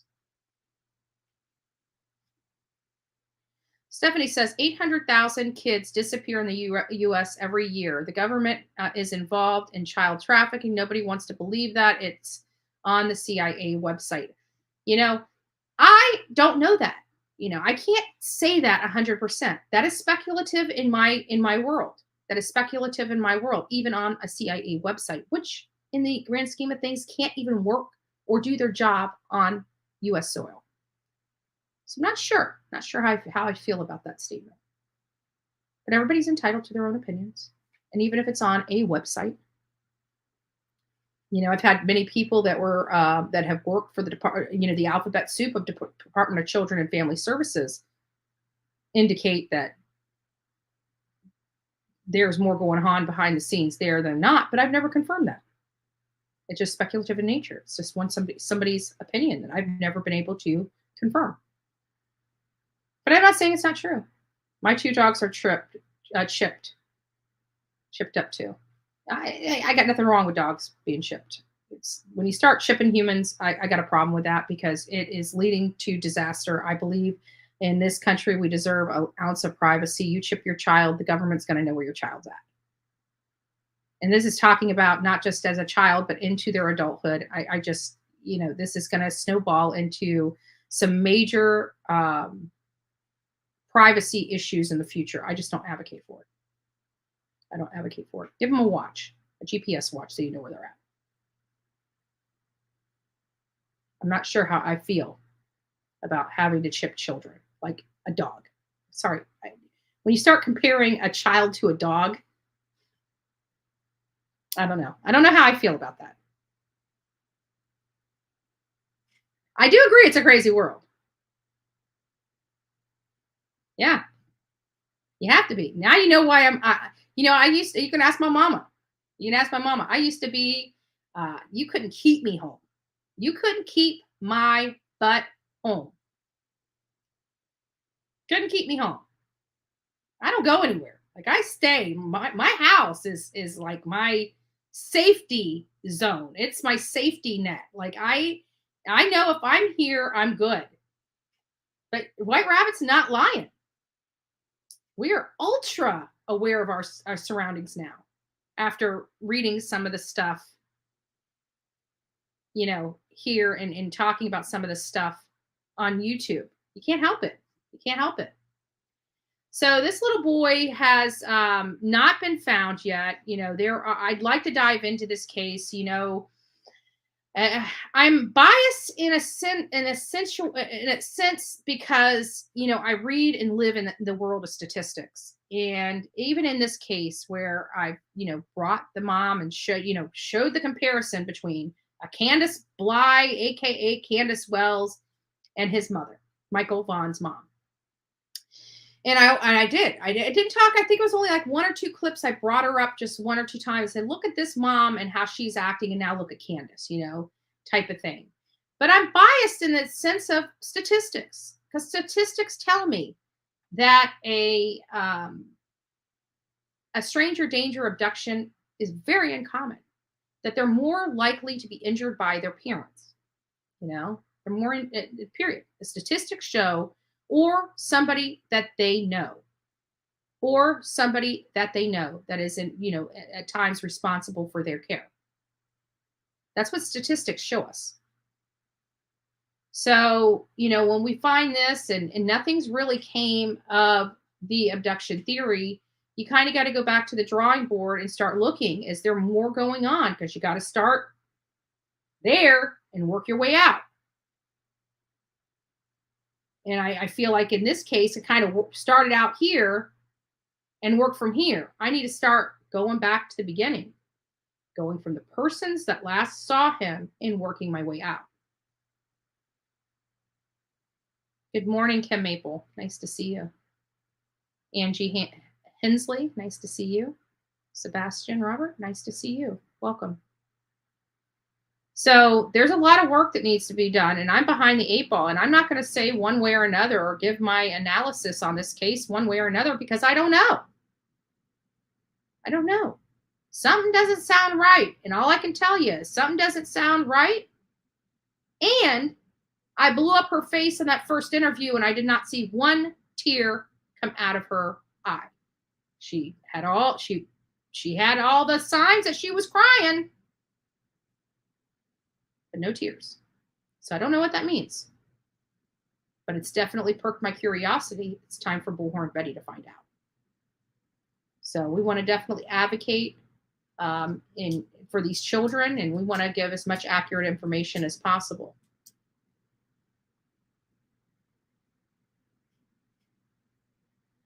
What else do we have going on here? Okay, here. So some updates, and then we're going to open the phone lines. We're getting kind of behind. So I need to kind of cut this short a little bit, but we're going to move through this. Many of you guys know that Corey Bigsby, which is the father of Codi Bigsby, has requested bond, apparently 4 times going up. Now, mind you, there were allegations in an article that I read as true that he was there was a violation of his civil rights, i.e., he asked for an attorney and never received an attorney. I'm a little concerned about that, I have to say, especially, from a legal background myself, that is a major no-no. We have rules. We have rules of civil procedure, rules of criminal procedure. We have all these things in place so that everybody has a fair trial. And it sounds to me, now I don't know, this is just alleged. I haven't seen a court say without a doubt that this actually happened. So until that comes out, we're just speculating here. I want to make sure people understand that this is speculation. Even reading it in the paper is speculation because nobody has been charged. There has not been any information that came out about somebody being held accountable for this other than a detective was removed from the case. So I don't know what's there. I don't. But it does sound like the father asked for an attorney and they continued questioning him, denying him his right to counsel, which is a major no-no and definitely does not get an A+ on the Bullhorn Betty radar at all. So he has gone, even with all that going on, and that will be a claim that he's most likely going to be able to use at trial, that he was not offered counsel after asking for it, which is covered under his civil rights. So we'll see how that plays out. And there's always that thing, depending on what information, what evidence they got after doing that, that's fruit from the poisonous tree. This could have adverse effects and issues with this case at trial, which is the reason why you should never, ever, you should always err on the side of caution in these cases.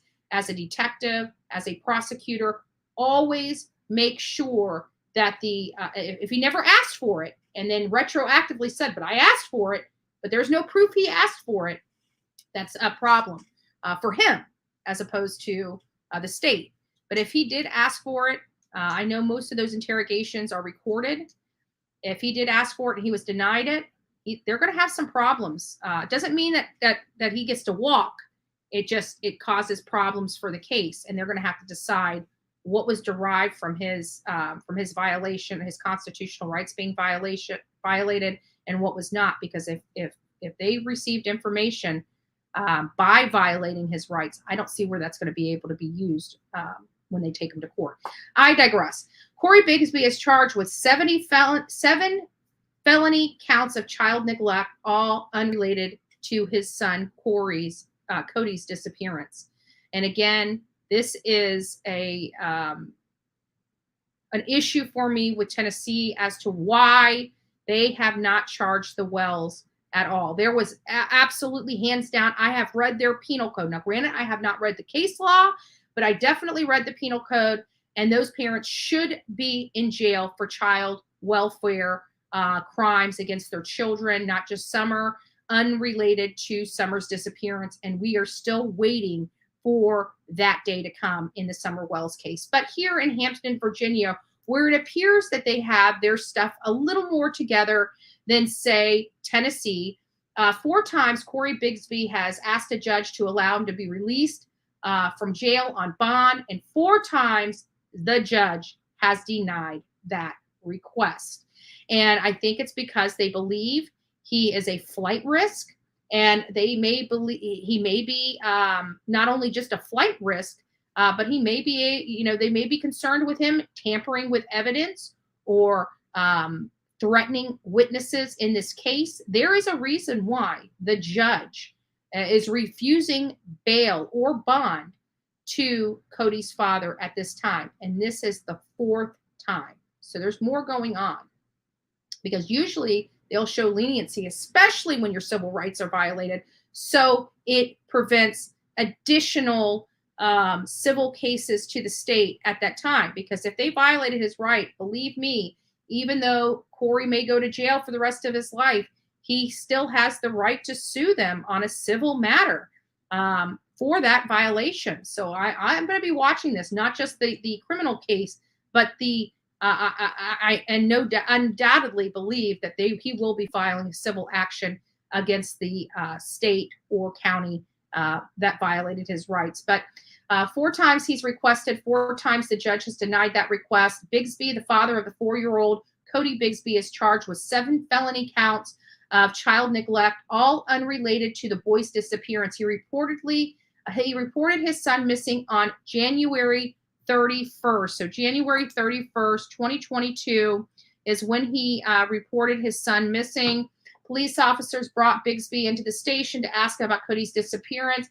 And while they were talking, he allegedly told him he left his young children at home alone before.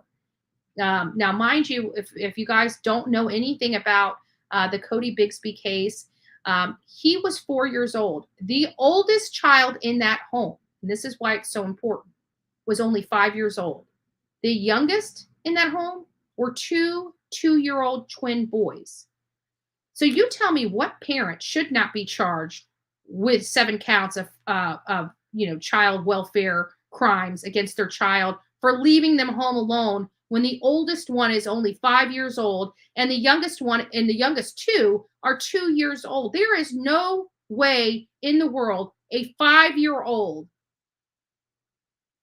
is responsible enough to care for a 4-year-old and 2-year-old twins. This is insane. That man deserves to be in jail.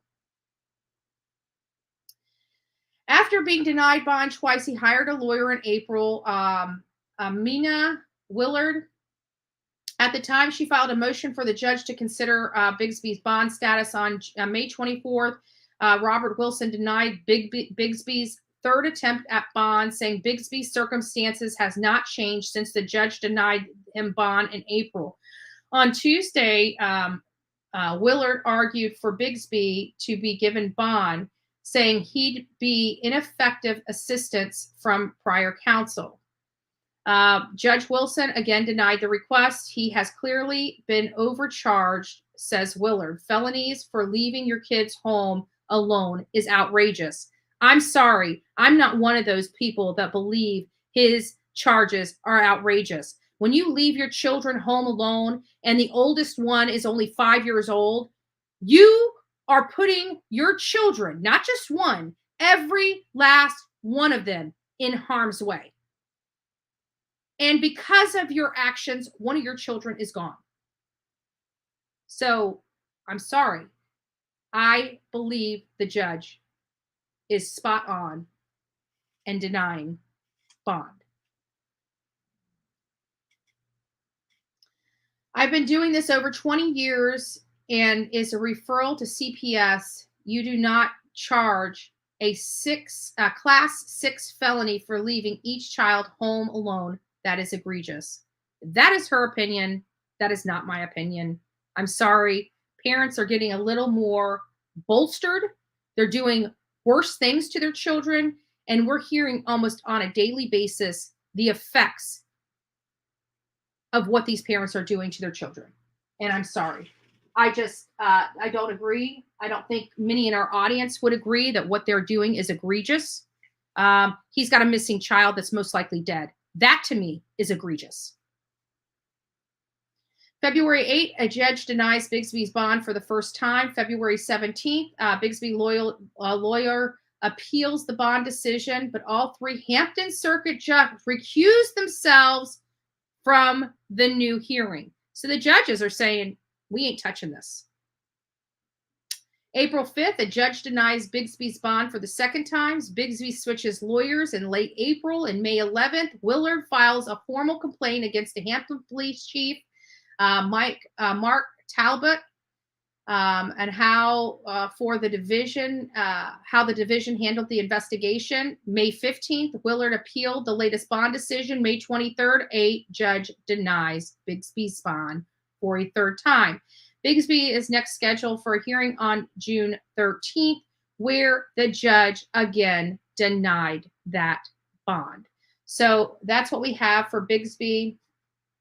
Summer Wells. This is just an update on the reward money that's in question.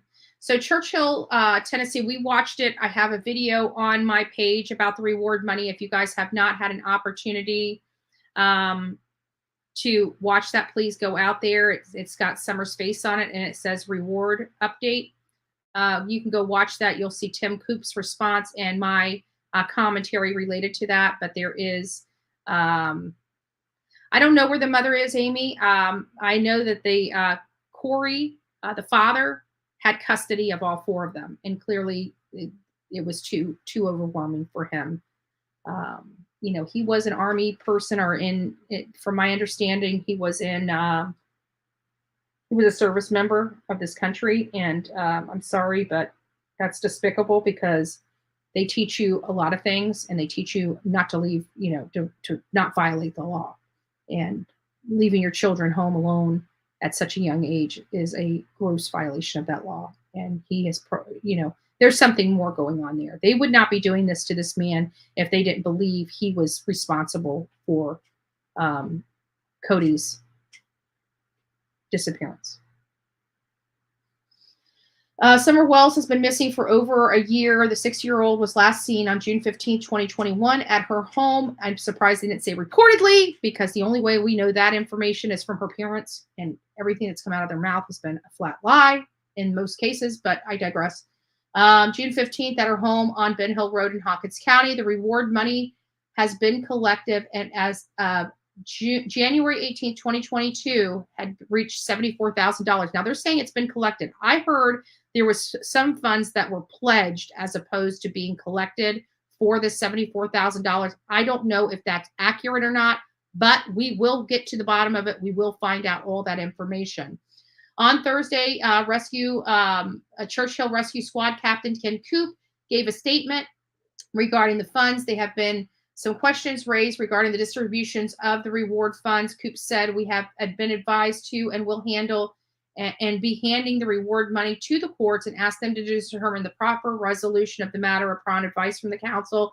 That's all he can say at that time. When asked which court Coop referred, he was responding, "This is the statement I am making." When the reporter reiterated his question, he replied, "At this point, that's all I can say." The fund was set up in June 2021 through Civis Bank. It was meant to expire after 6 months, but the rescue squad requested an extension through May 15, 2022. The rescue squad stated that once its deadline was reached, the board of directors will review the fund. They also stated that none of the money would remain in the squad's possession. So a lot of people are speculating whether that $74,000 was one fully collected and not just a portion of that pledged, or whether they have directed some of those funds inappropriately, misappropriating those funds.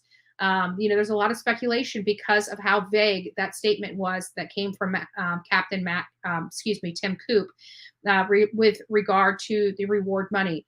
I'm interested in this. I'm going to be monitoring the courts to see if I can find out a total value of the funds that were relinquished over to the court system. We have not found that information out yet.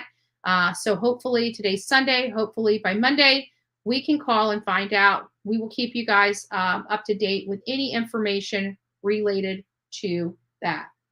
And then, of course, we are going to get into the Brian Laundrie note. I know that's here somewhere. According to the release obtained by, there was a link on here, which I pulled it up. Pulled it up the other day. So this is just basically the attorney for Brian Laundrie on Friday released 8 pages from the Laundrie notebook that was found near his remains in Florida in October last year, according to the news release obtained by CNL affiliate wing. In the notebook, Laundrie wrote, "I'm sorry for everyone that this will affect. Gabby was the love of my life, but I know adored by many. I'm very sorry to her family because I love them." Another page wrote, where is the actual, I know there was a link on here that I could press. Let me go back and see if I can find that link. There was one that there's a transcript of it. Oh, well, I'll find it and bring it to you guys later today. Either way, the information, let me see if I can, hold on one second. Let me pull this back. Let me see if I can find the transcript. I pulled it and I didn't save it on this computer. It's on my other computer. So,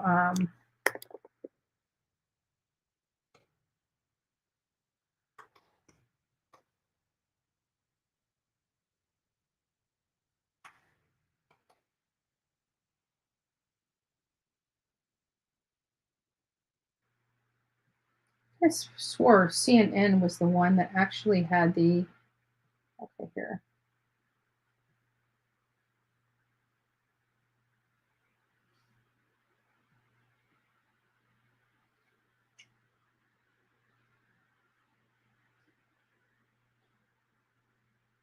Yeah, these, I need to pull these off. So either way, he basically said that she had an injury. I'm just going to, we'll read it a little later today because I'm running out of time. I need to open these phone lines up to you guys. And I still need to take just a slight little break and we'll be back. Give me about 2 minutes. I'll be right back with you guys. Just stay here and enjoy the tunes, please. Step 1, wake up early, gonna rise with the sun. Step 2, get some good, some food in you. Step 3, think real hard about what you wanna be. Step 4, everybody just do your thing. Wake up, today's gonna be a good day. Wake up, today's gonna be a good day. Wake up, today's gonna be a good day. Wake up, today's gonna be a good day. Wake up, today's gonna be a good day. Wake up, today's gonna be a good day. Wake up, today's gonna be a good day. Wake up, today's gonna be a good day. Yo, set your affirmations, aspirations. I got shit to do, the aftermath of preparation. Good food, good mood, blood in circulation. One step at a time, yeah, that's how you make it. Set a goal you control. All right, sorry about that. So, he was writing and basically said, I'm just gonna, make this short and sweet for you guys so we can get this phone lines opened up as quickly as possible. And the issue here at hand is that he's basically saying that she had an injury. He thought she was going to be better. He was not better. He did not get better.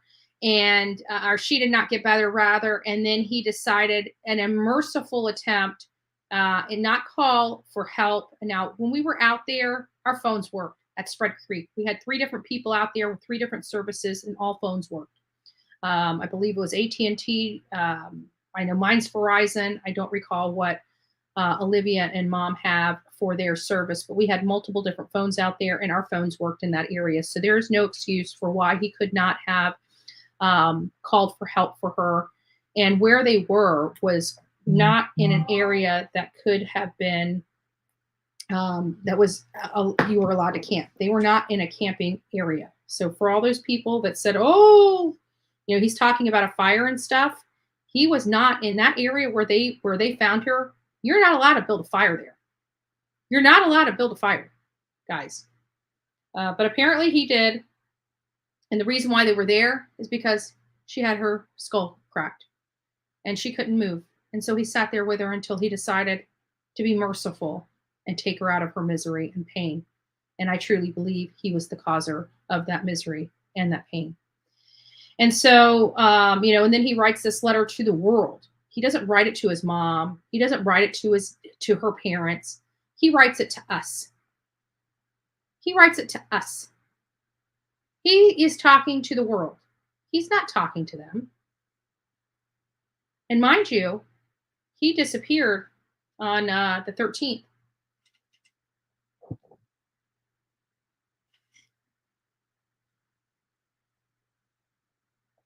They pick up the car on the 15th. By the 17th, were in the front yard, right? September 17th. I say we're because, a lot of my friends were there. I was not. I was not present on September 17th. It was my birthday. So I was in Fort Myers, but I was there on the 18th on. September 18th on. Jonathan beats me by 1 day. That's it. So long story short, we will get that letter. We will discuss it. But I'm going to go ahead and open the phones up, guys. I know you guys have been waiting for some time. I'm sorry it took me so long to get through all of that. But like I said, when we came in here, I knew it was going to be a long day because we had all the stuff that we were going to be discussing yesterday, that we're discussing today, plus today, and then some, because a lot of information came out yesterday on the streets of YouTube by creators that I love and adore, which is, Justice for All. Justin with Justice for All covers some great cases. And then Dolly covered a few great cases as well. So, and then I looked at those and I'm like, man, these are some despicable people, right? These are awful. They need to come up on Bullhorn Betty. They need to be shown. So that's what we did. Guys, the phones are open. So what we are discussing right now with this is Gabby Petito, The Notebook, Michael Vaughn, Summer Wells, or Codi Bigsby. Those are the cases that we are taking calls on. If you guys have any questions, if you guys have a statement, what your concerns are, call in. Now's the time. Now's the time. We're definitely interested in getting some feedback and some comments. Anissa, you never call in. Pick up the phone and call in. You tried to call in. I didn't answer. What was it? 89 times. Anissa's obsessed. I hope she doesn't create a page. I'm just joking.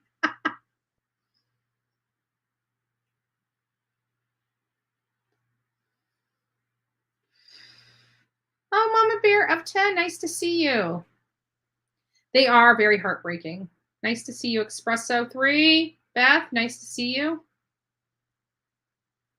Just heartbreaking. That's absolutely. My stalker.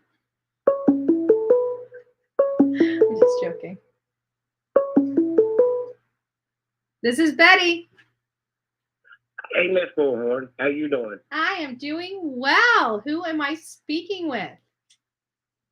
Well, I'm from Kingsmore. I called the other day, so I ain't going to talk too much. I'll let somebody else, talk. Oh, But, it's you know, nice I to was hear thinking- from you. I hope you're doing well this beautiful Sunday. Oh, I'm good. I still got this cold. The summertime cold. Yeah. Mine are what caused allergies. that? My allergies have been just kicking like you wouldn't believe. I feel like some days it's good and some days it's just terrible. Yeah. But just real quick, you probably thought about this, and a bunch of other people probably have too.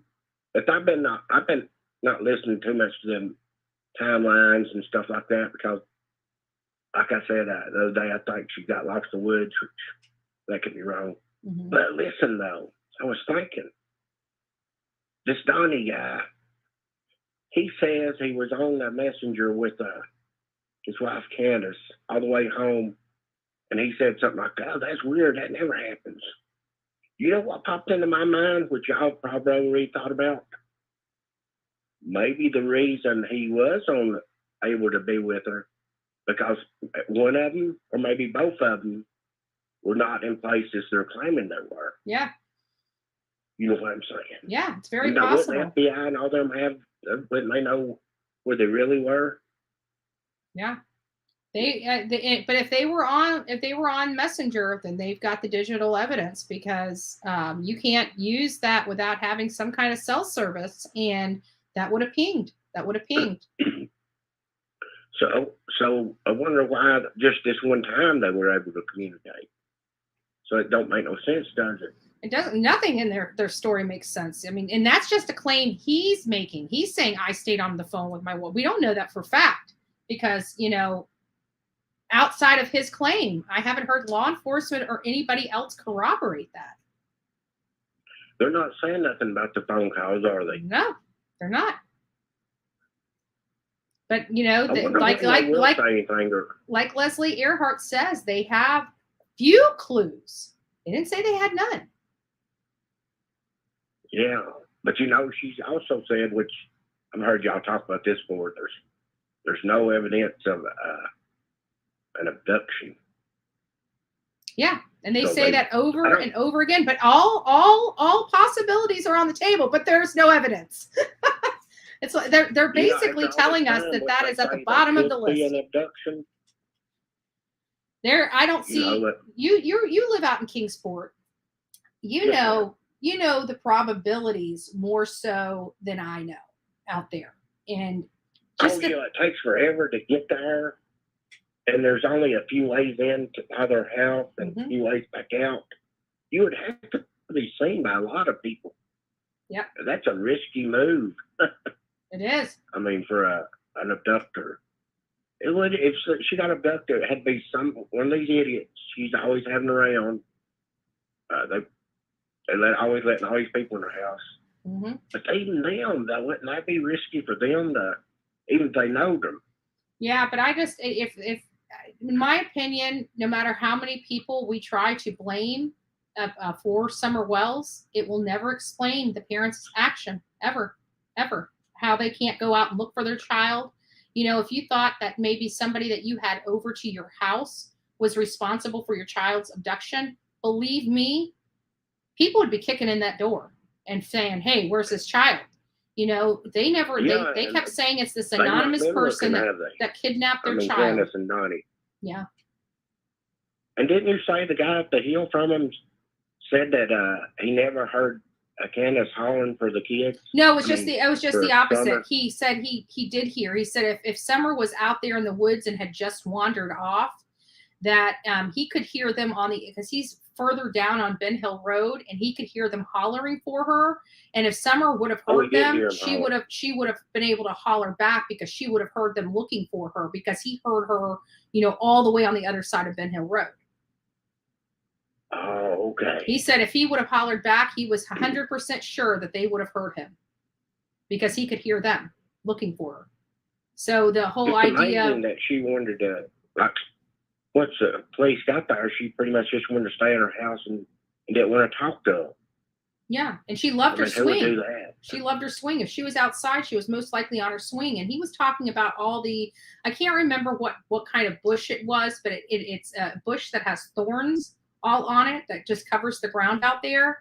And he says that his feet can handle it because his feet are, you know, he goes everywhere without shoes. So he's got really rough feet. He said that's an understatement.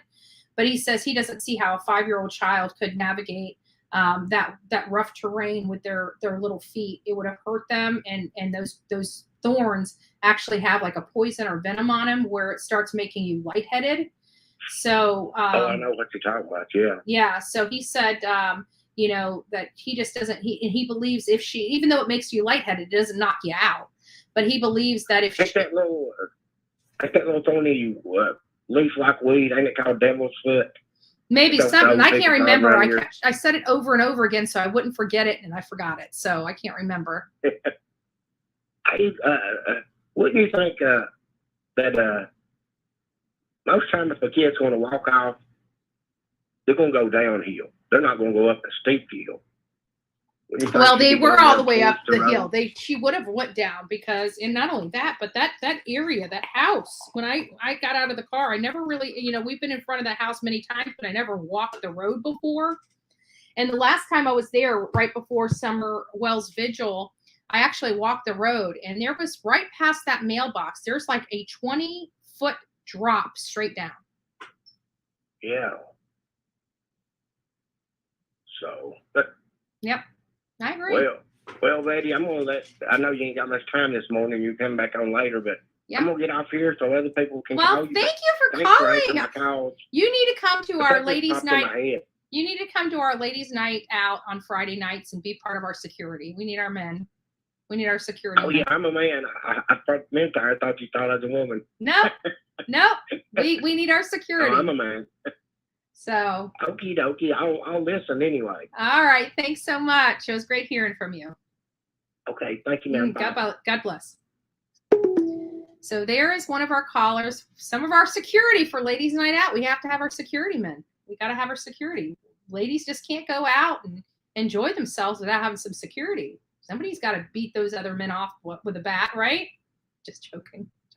But we have a great time on Friday nights. So guys, call in. I'm interested in your opinion. I see a couple calls that were missed while I was taking that call. Please call back. Ending in 0915. Call back now. And I've got one ending in 1400. So if those are your numbers, call back. I got some time to chat. With you.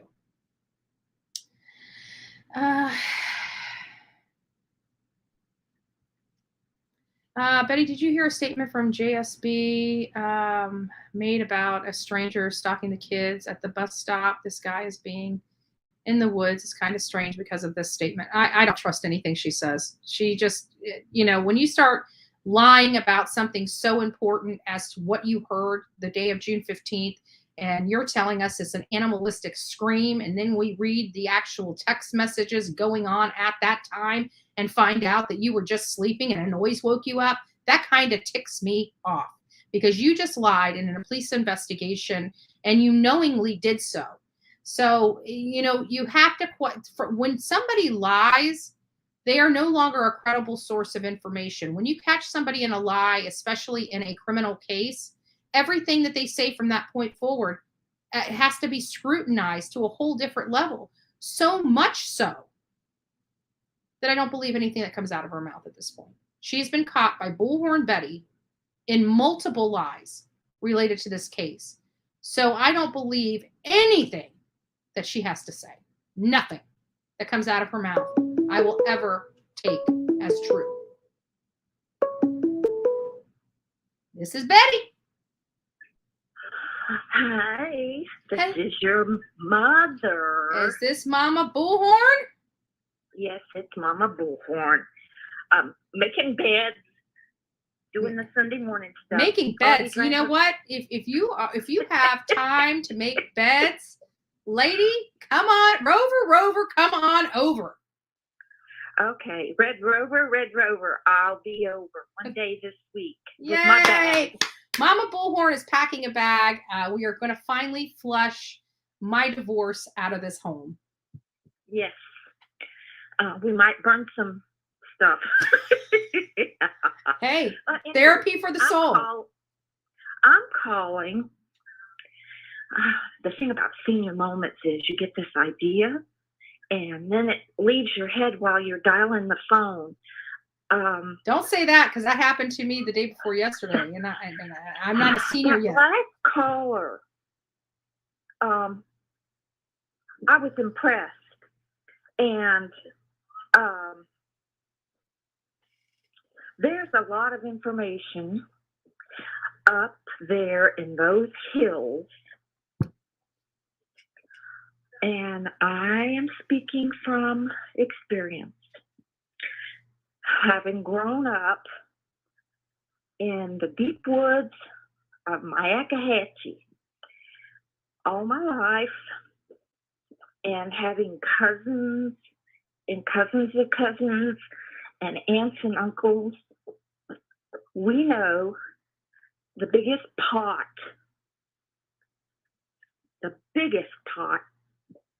break in the history of the U.S. was found in Myakkahatchee. Are you talking about the gold rush? The Myakka 49ers. My cousin was involved in that. Oh, you had more than one cousin, darling. But anyways, what I was getting at is the secrecy of the woods. Mm-hmm. The kingpin of that was a Baptist minister. It was his home. He was your cousin. I'm not naming names, but he was my cousin too. And he was also, by marriage, your cousin through your grandfather's second wife. Oh, but we won't go there. Small town problems right there. The secrecy. Mm-hmm. But you know what? The 49ers though, everybody liked them though, and so it was a different, in my opinion, just a little different, because when we go out here to Rogersville, these people don't like the Wells. It's not like they were the most popular people. Nobody likes them. But Rogersville. I'm not talking Rogersville. I'm talking Ben Hill. Yeah. Everybody was related to everybody else. Mm-hmm. And you only have to listen to Michelle After Dark to get the lineage. But the thing is, all that land up there is owned by every mother's cousin. Mm-hmm. And there's things that each of them have they don't want getting spilled. So they're not going to tell anything on somebody else, because that person can tell something on them. Mm-hmm. And I guarantee you, it's all drug related. Yeah. Because let's do the other side. Let's not say it's all. It could be bootleg moonshine. We know how those Tennessee people are with their moonshine. I'm just saying it's either liquor or drugs or something. And I'm going to tell you, 49 people in Mayaca City. Now, at the time, the population was only like 250. Got 1/3 of the population involved in this plot. Secret. It was a secret. It was more secretive than anything else. Mm-hmm. And the money was buried. I'm not going probably to still tell some you, money out there buried in a sewer. They built a sewer in the middle of nowhere and put down a septic tank and filled it with money. Now, there's been a couple of people shot because it's being guarded. Still to this day, 30 years later, you will get shot if you step anywhere near where that sewer is. I need to go find that sewer. Secretive. I need to go find that sewer. I need to put a new roof on this house. No, I'm not kidding you. All the guys went to prison. Yeah. But my cousin is out, by the way, for those people that are concerned about my cousin. My cousin has made a full recovery. So it's I get what you're saying. I get the whole everybody covers everybody is on it. Network, the secretiveness. But I really don't believe. But let me ask you this: we're related to half the people that were involved in that. Or knew them, or grew up with them, but they didn't go mess with kids. You all go to debt. You're lucky you'd have your legs broke as opposed to children. Everybody knew everybody, and believe it or not, there were a couple out there, but they suddenly moved. Mm-hmm. When I was a little girl, everybody moved. They suddenly moved away. Yeah, and we kids never knew why they moved, but they suddenly moved away. Yeah, I'd probably. But you know what? It's crazy. As crazy as it sounds, our cousins still live out there. Every last one of them. Yeah, every one of them. It's a big family. Yeah, it's a big family. But thank God there was only 3 cousins involved. Yeah. In the real mm-hmm. process, and the rest were acquaintances mm-hmm. that we all grew up with. Yeah, but and I was young too, because I remember being on the phone with one of the cousins that called Dad. I remember hearing it, but I remember being young. When that broke in the newspaper, I was so dumbfounded. I'm going, how did this happen? How could they have been? How could have that gone over and right under my nose? Mm-hmm. Well, that's because you had already moved into town. You became city folk.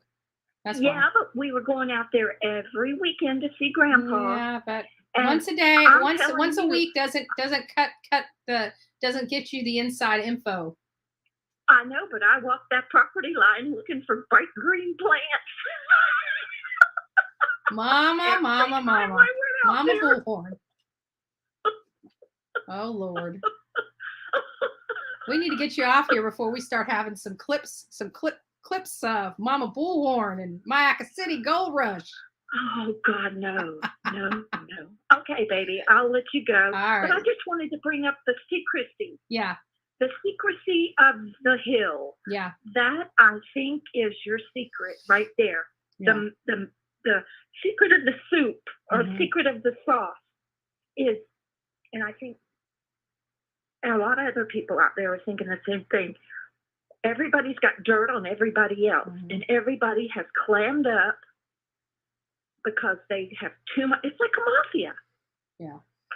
They've got too much stuff on I think them. a few of them out there have some secrets to be kept, but for the most part, that the neighbors have come out in force and have, it's for so many people hating YouTubers. They see YouTubers, they have no problem giving us an interview, telling us what they think. I'm just saying. Well, I hope you have good luck. Me too. And I will see you next week. You missed a great lunch. I went to Codi's Steakhouse yesterday and got me. I know, you should have called me. I should have, All but right. you canceled on me. I love so you, baby. I decided to go out and have lunch myself. Okay. All right. I love you. baby. See you next week. Bye. Bye. Hear from the latest and greatest, Mama Bullhorn. Mama Bullhorn in the chat today. Yes, we all love Mama Bullhorn. She's a great people. Great people. She's got a lot of funny stories too. A lot of funny stories. So, guys, I see there was a couple people that tried calling in. Somebody with 1400 and 5452. Call back. We want to hear from you. Don't be shy. I see you. I see you be up in there saying you're shy. You hung up. Don't be shy. We family. Yeah, it was great. It was great. Guy cussed a lot, but other than that, it was great. Beep, beep, beep, beep, beep, beep, beep. Oh, so there's the number right there for those that would like to call in, have your voices heard. We're going to take 3 more calls, and we're going to kill it.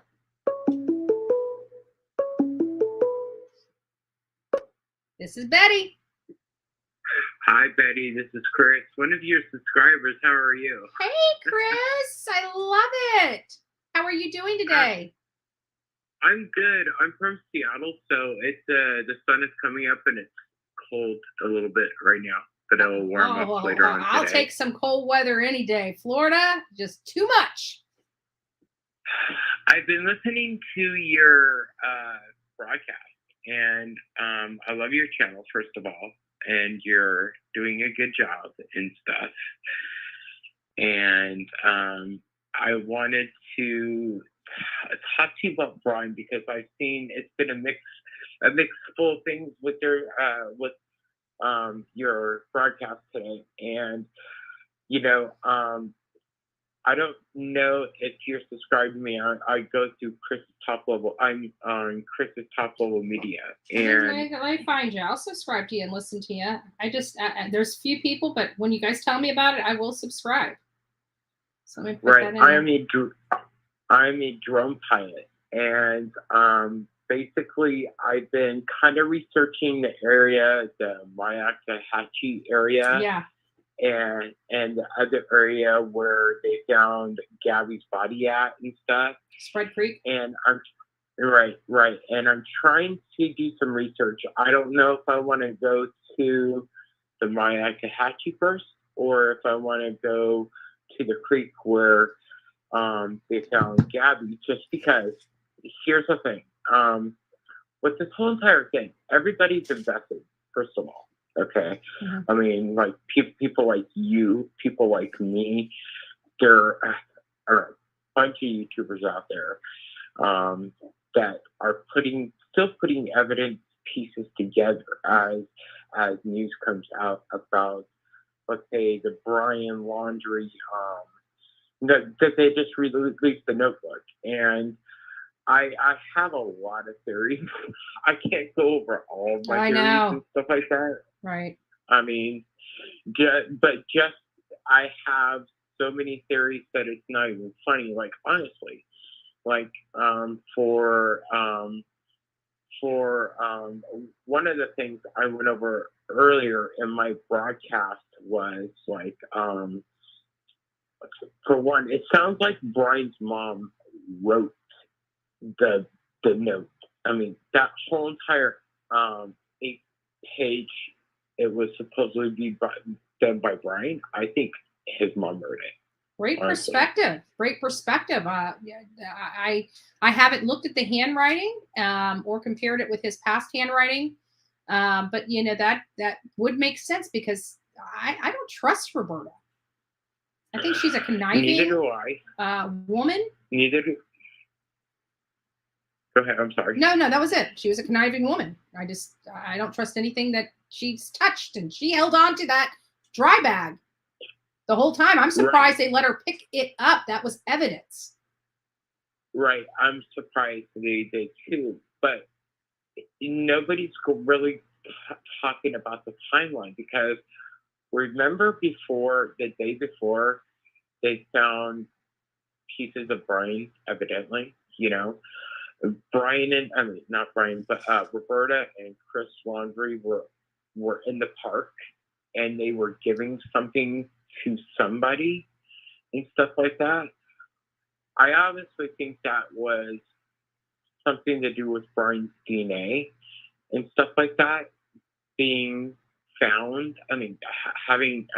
Finding somewhat notebook or whatever they found or whatever. And I think that I think Chris and Roberta planted something there, to be honest with you. You know what I mean? And that's what I honestly think and stuff. And I just wanted to mention that to you just because it is, since I'm a drone pilot on my channel, and I do multiple things, like I'm a journalist, a little bit independent journalist, and I mostly fly. I fly different states, different cities, and stuff like that, and it's pretty fun. But I mean, if you had the chance to fly a drone, where would you go first? I mean, honestly, I would probably, because I personally, there's so much in Myakkahatchee Creek Environmental Park to understand it. And we've actually measured that entire park out. We went out there and measured it. So if you do fly there and you want accurate measurements, we measured it all out. We know exactly from the dry bag to where Brian was laying is 30 yards from each other, that where everything was at was a matter of 75 to 90 yards away from each other in one area of that park. The area over in Spread Creek was pretty much where Red, White, and Bethune found the van. They were 1,000 yards, literally directly straight from that van. Where that van was found was where Gabby was found, deceased. The weird thing that nobody brings up, and even with Brian Enton on WJHL yesterday, one of the weird things that were brought up is he says, it really wasn't that far from the van. We give him that. But what he failed to say is how much water you had to truck through to get there. Like there was like a stream that went into like little fingers, and you had to walk through each of those sections to get there. Now, if there was a spot that was more narrow that you could cross, we couldn't find it because we had a grizzly bear 600 yards away from us that we needed to stay away from, because a grizzly mom with cubs will maul people, period. They don't run the other way. They run at you. They want you away from their cubs. And so we had to keep that distance between us. So we had to walk through almost the mouth of this area, which was like several different streams we had to get through to get over to the other side where she was at. And that was actually federal land where you weren't allowed to camp, you weren't allowed to have a fire, but clearly there was a fire made according to that note that was found that's just been released. And again, you're questioning whether Roberta could have even wrote that letter, and it is possible. It is possible. Right, and plus I think they like I said the day before they put DNA in there and stuff. Brian, they still had Brian's like probably like toothbrush and stuff and evidence, and I think they planted it in there just because the letter that they had that they have in evidence, like burn, like Roberta saying, "Oh, burn this letter," after you read it, right. Which shows a whole level of culpability that she had in this, whether it obviously didn't rise to the level of criminality, which is what the motion to dismiss was the outrageousness of their conduct. But they're trying to raise, they had a Fifth Amendment privilege, but there was no crime committed or no investigation with them. The investigation was with their son. So I think that, this kind of is all going to be coming out in this civil suit if it moves forward. I think we're going to find out a lot of interesting information. Right.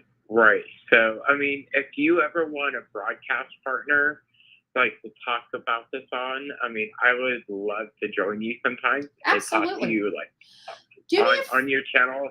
Yeah, do me a favor on that before I forget. Go to, if you can, just put your name in the subject line and send me an email to bullhornbetty@gmail.com, and I will give you my phone number so we can collaborate on something here in the near future, because this is going to be heating up again, and I definitely would like somebody to bounce things off of. Not necessarily somebody that mimics my views. I like a little bit of opposition, so it makes for a good debate, so we can cover everybody's concerns. Right, just because I mean, there's a lot of stuff that's being debunked that shouldn't be debunked, but there's a lot of stuff that also being like, I'm to be honest with you, I have Jen Bethune as a friend on Facebook, and I do watch her channel a lot of the time, and she has a really good channel. Good. Yeah, without them, I don't know if Gabby would have been found, because where she was located, you would not have been able to see her from where they were parked. It was very, very difficult. Granted, we were out there when it was snow and cold, and we crossed that creek. Oh my God, I won't go in there. I won't go in that.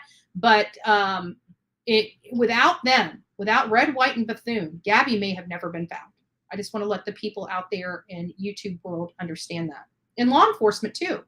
We get such a bad name being YouTubers in these cases, but in many cases, had it not been for their help, things may not have gone the way they went. I totally agree with you. I do. And because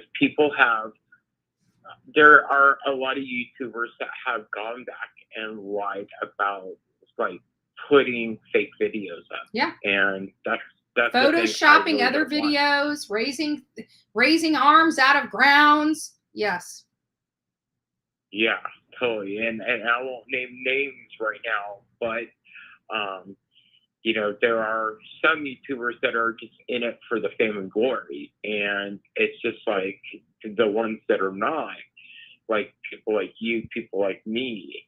It's just like that worked really hard on their channels that have to go over that evidence and stuff like that. It's just like yeah. Yeah. Oh, I agree. Well, let me cut you short. Reach out to me by email. Absolutely interested in something like that. And I'll give you my number, and we'll start working on collaborating on something soon. Right. And just to subscribe to, like, if you look me up. Oh, I already did. I already subscribed to you and put the bell on. Oh, cool. I really appreciate it. You keep up the good job, okay? Thank you. Thank you so much, Chris. You take care. You too. Bye-bye. Bye-bye. As promised, I've got 2 more spots. I'm going to let 2. I know we went over our time, but there's 2 more. I'm taking 2 more phone calls from people to give their opinion about any of these cases: Gabby Petito, Michael Vaughn, Summer Wells, or Codi Bigsby. and definitely interested in hearing your perspective. Again, we don't have to agree on everything. We don't have to agree on anything. That's not what this is all about. It's about your voice being heard on this channel. The only requirement here in this on this channel and in this chat is to be respectful of one another. We don't all have to agree, but you just don't be nasty. That's it. That's it. Just don't be nasty.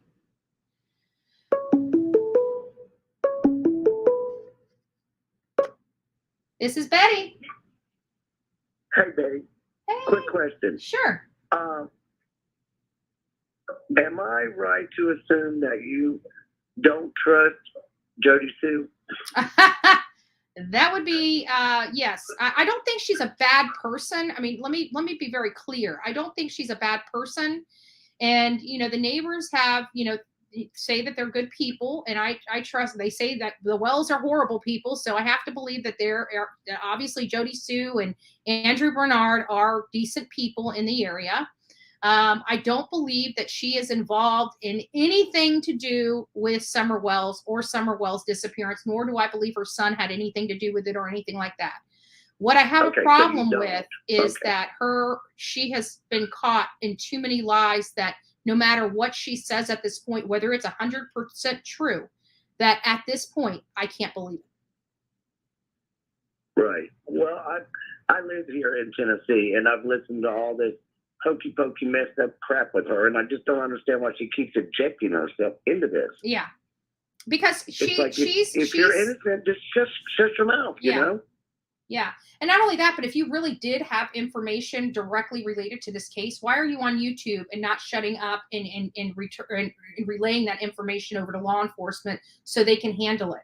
When you start telling these stories on YouTube, but you're not calling law enforcement with them, that in and of itself is a little skeptical to me, because if I had information related to any case, whether it was a missing person, a death, or anything, I would not be sharing any of those details that I personally knew or could be called as a witness for on YouTube. I wouldn't.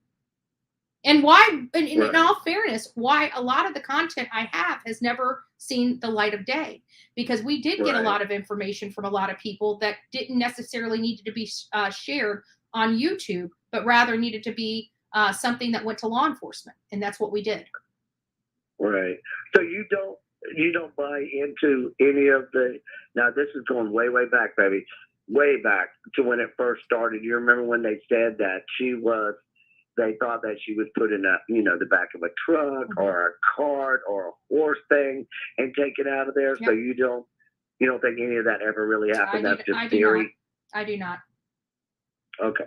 I do not. And because even, everybody believed her about the animalistic type of scream until somebody sent me her screenshot, not her screenshot, but her text messages. And I have to think that Andy Bernard sold those, because Andy Bernard sold them to somebody. But you could clearly see her conversation with Andy Bernard about what happened that day. And she heard a noise woke her up at 2:34. And she tried, and 5 months later, we never heard anything about a scream. And then 5 months later, she's popping up on a news outlet saying she heard this scream. And then 4 days after she tells people that she heard the scream, her son's coming out saying it was an animalistic type of scream. It's like, well, why didn't you say this 5 months ago? And then when I look further and find her text messages with Andy and realize she was asleep. Everything she said on that news conference was a flat lie. I'm like, oh, you have got to be joking. Now we know why Ronnie Lawson specifically came out and said those screams were unfounded, because they weren't true at all. Right. I just hate people that go and puff shit into the air when it didn't, it doesn't matter. It didn't exist. Yeah. Why are you carrying on? I don't know why she does it. I don't know why she continues to do it. I don't know why a year later she is still bringing up crap that doesn't make sense. If she didn't say it at the beginning, why is she saying it a year later? Right. And where is Summer's mom? Where do you know where she's at right now? Your guess is as good as mine. I think Don B was the closest to coming to her when he went over to Kathy Clayton's house. And I don't think she stayed there after that. I don't know. I don't know what happened, but Kathy did acknowledge that she was there, whether she meant to or not. She did tell the whole world that, yes, Candace is at her house. Thank you, Don B, for that information, by the way. I don't think I thanked him for that because he was the one that had the gonads to check it out. And, she did admit, but since then I've heard she's been in Chattanooga. I heard she's down in Georgia. I have no idea where the lady is. I know law enforcement is probably keeping good tabs on her, but things, things aren't making sense. It takes money to travel. Where's she getting Mm-hmm. Is this from the YouTubers? Who knows? Because I know and she's. Where's her mama? Where's Grandis? We found out that Grandis is in Wisconsin or Illinois. She's either at her sister's. She's just doing her regular yearly traveling. I don't know if they're regular, but she's not around. She acknowledged that she was leaving as soon as Don went to jail. Grandis was gone. Well, now, do you feel like the reason that Candace is not on that property now is Dawn told her, like, we're not going to be together. You need to leave my property? Because, it's inherited. Like, she has no claim to it. Yeah. Well, even people that have inherited property with no claim to it still has a claim if you're legitimately married, depending on what state you're in. Oh, I didn't know that. Yeah. And yeah, that was my biggest concern with this house. That's why I was, why I didn't do anything until my divorce was final, because, even though I purchased this house, I purchased it after marriage. And right. I was so concerned that my husband would have made a claim on the house, as opposed to, he already quit claimed it to me, but we still weren't fully divorced. So, thank God that went through, and the house is now officially mine. He can't never come and take it. So. Right. I just wasn't sure. I just thought it was really funny that she just disappeared off of that property like that. I'm like, somebody threatened her or Don stole her. I don't think so. I think when Ronnie Lawson came out and said they were being uncooperative and they have lawyered up, and she tried to deny it, nobody believed her. I believe she truly stopped cooperating and lawyered up. And this is indicative of what an attorney would have you do. Get away from that house. Don't speak to nobody. Don't talk to anybody. Don't go on YouTube anymore. If you do, I'm not representing you anymore, because all of that stuff that they did for that whole 9 months is going to be played out in court should they ever get charged. Do you think we'll ever see an end to this? I do. I believe we will. I think it's an uphill battle for law enforcement. But yes, I do believe that somebody will pay for this. I do believe at some point in our lifetime, we are going to know exactly what happened to Summer Wells, and we are going to find her. Do you believe that she's no longer with us? I don't believe she's with us. Statistics tell us that she's in the single percentile of being recovered or being found alive.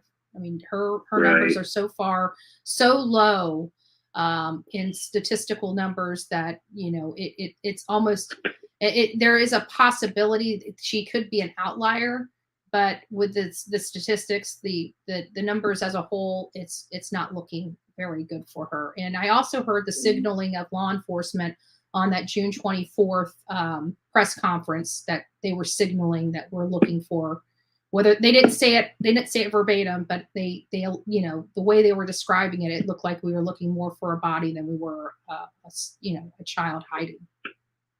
Right.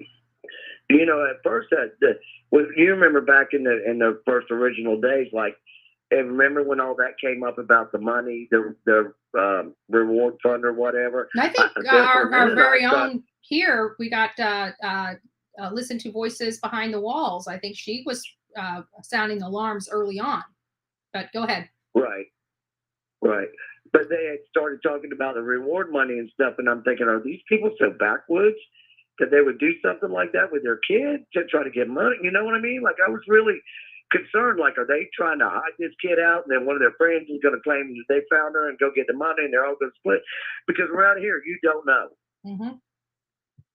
I mean, I hate to be like that, but it's true. I'm not from Tennessee. I wasn't raised in Tennessee. I was raised in Charleston, South Carolina. Yeah. I only reside here now because Hugo pushed me out. Yeah. Right. Yeah. People like got literally displaced. just lifted me up and said, "Nope, you're leaving here." Bye. Yep. But but it's amazing what people will do for money. Yeah, it is. And I do believe that, after they did what they did, they came out to try to use YouTube to help solidify their cover up. I'm talking about the Wells, their cover up, Yeah. and it backfired on them. But I think they started getting the rewards from all the people that felt sorry for them, that weren't looking at the true Wells. I mean, sorry, but Right. in cases like this, you have to look at their pattern of behavior. And the pattern of behavior for both Don and Candace is atrocious. Multiple states, yeah. multiple arrests, multiple crimes, very violent, Yeah. drug-fueled, alcohol-fueled lifestyle. Yeah.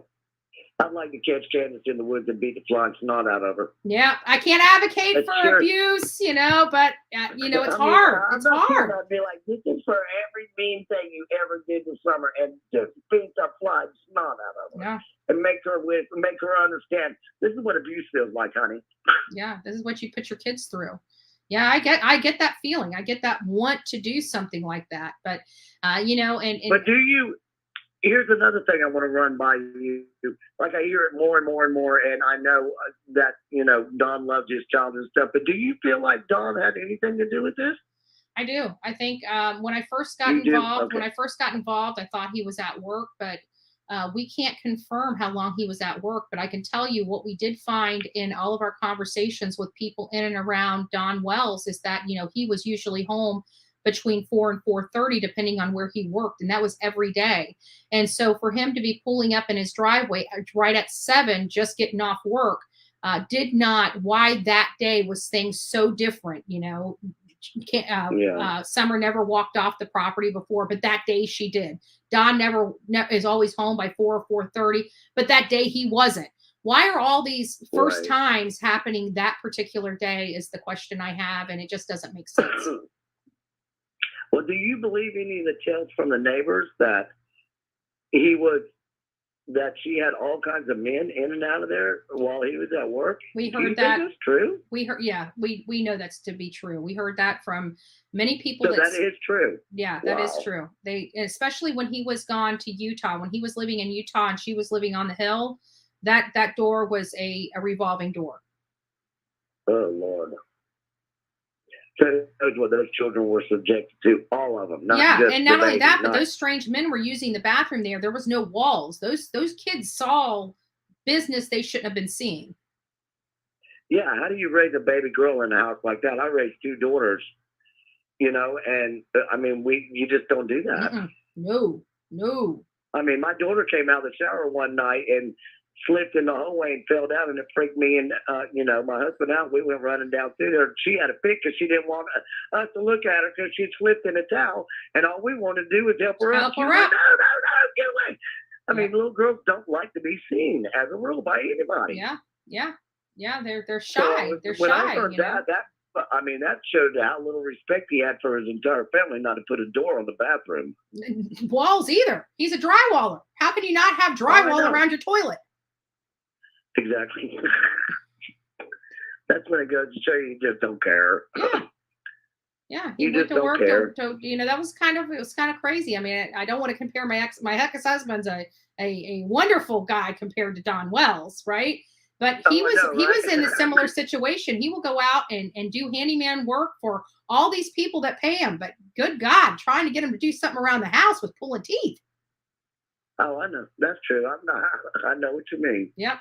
But I'm not kidding. That blew my mind when I heard that alone. I'm thinking, Candace, as a woman, you didn't stand up and say, "Hey, baby, you need to throw a door up here. I don't want people seeing me." But all those And then umpteen when men Jody she had people in my revolving mind out when of her she said house. that Summer came out of the shower with him. Let me tell you something.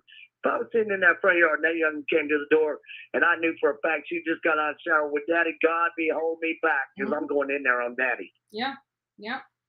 I mean, that's just the Southern Baptist in me. Yeah. Who do you think you are? You don't play with kids like that. Mm-mm. If your daughter needs a shower, you get your old lady up and she can go shower that baby. Maybe, You don't pull her in the to be shower honest with you, you. if a child was, 1, 2 years old and you threw him in the shower, but 5 years old, that child should be able to bathe herself in privacy.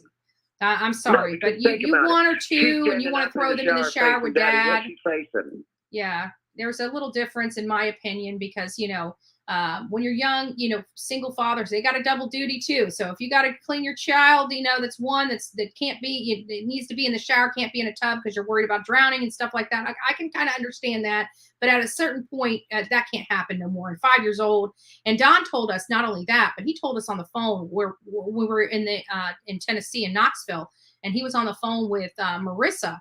He sat there and said that it wasn't just him and Summer that goes and takes a shower. It was him, Summer, and the boys that get in the shower together all at one time. And I'm like, that's entirely too many boys for a little girl at 5 years old. That's just too much. That's just too much.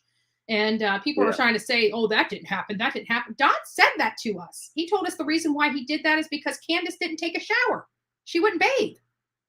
Oh, gross. Yes, absolutely. Oh, gross is absolutely correct.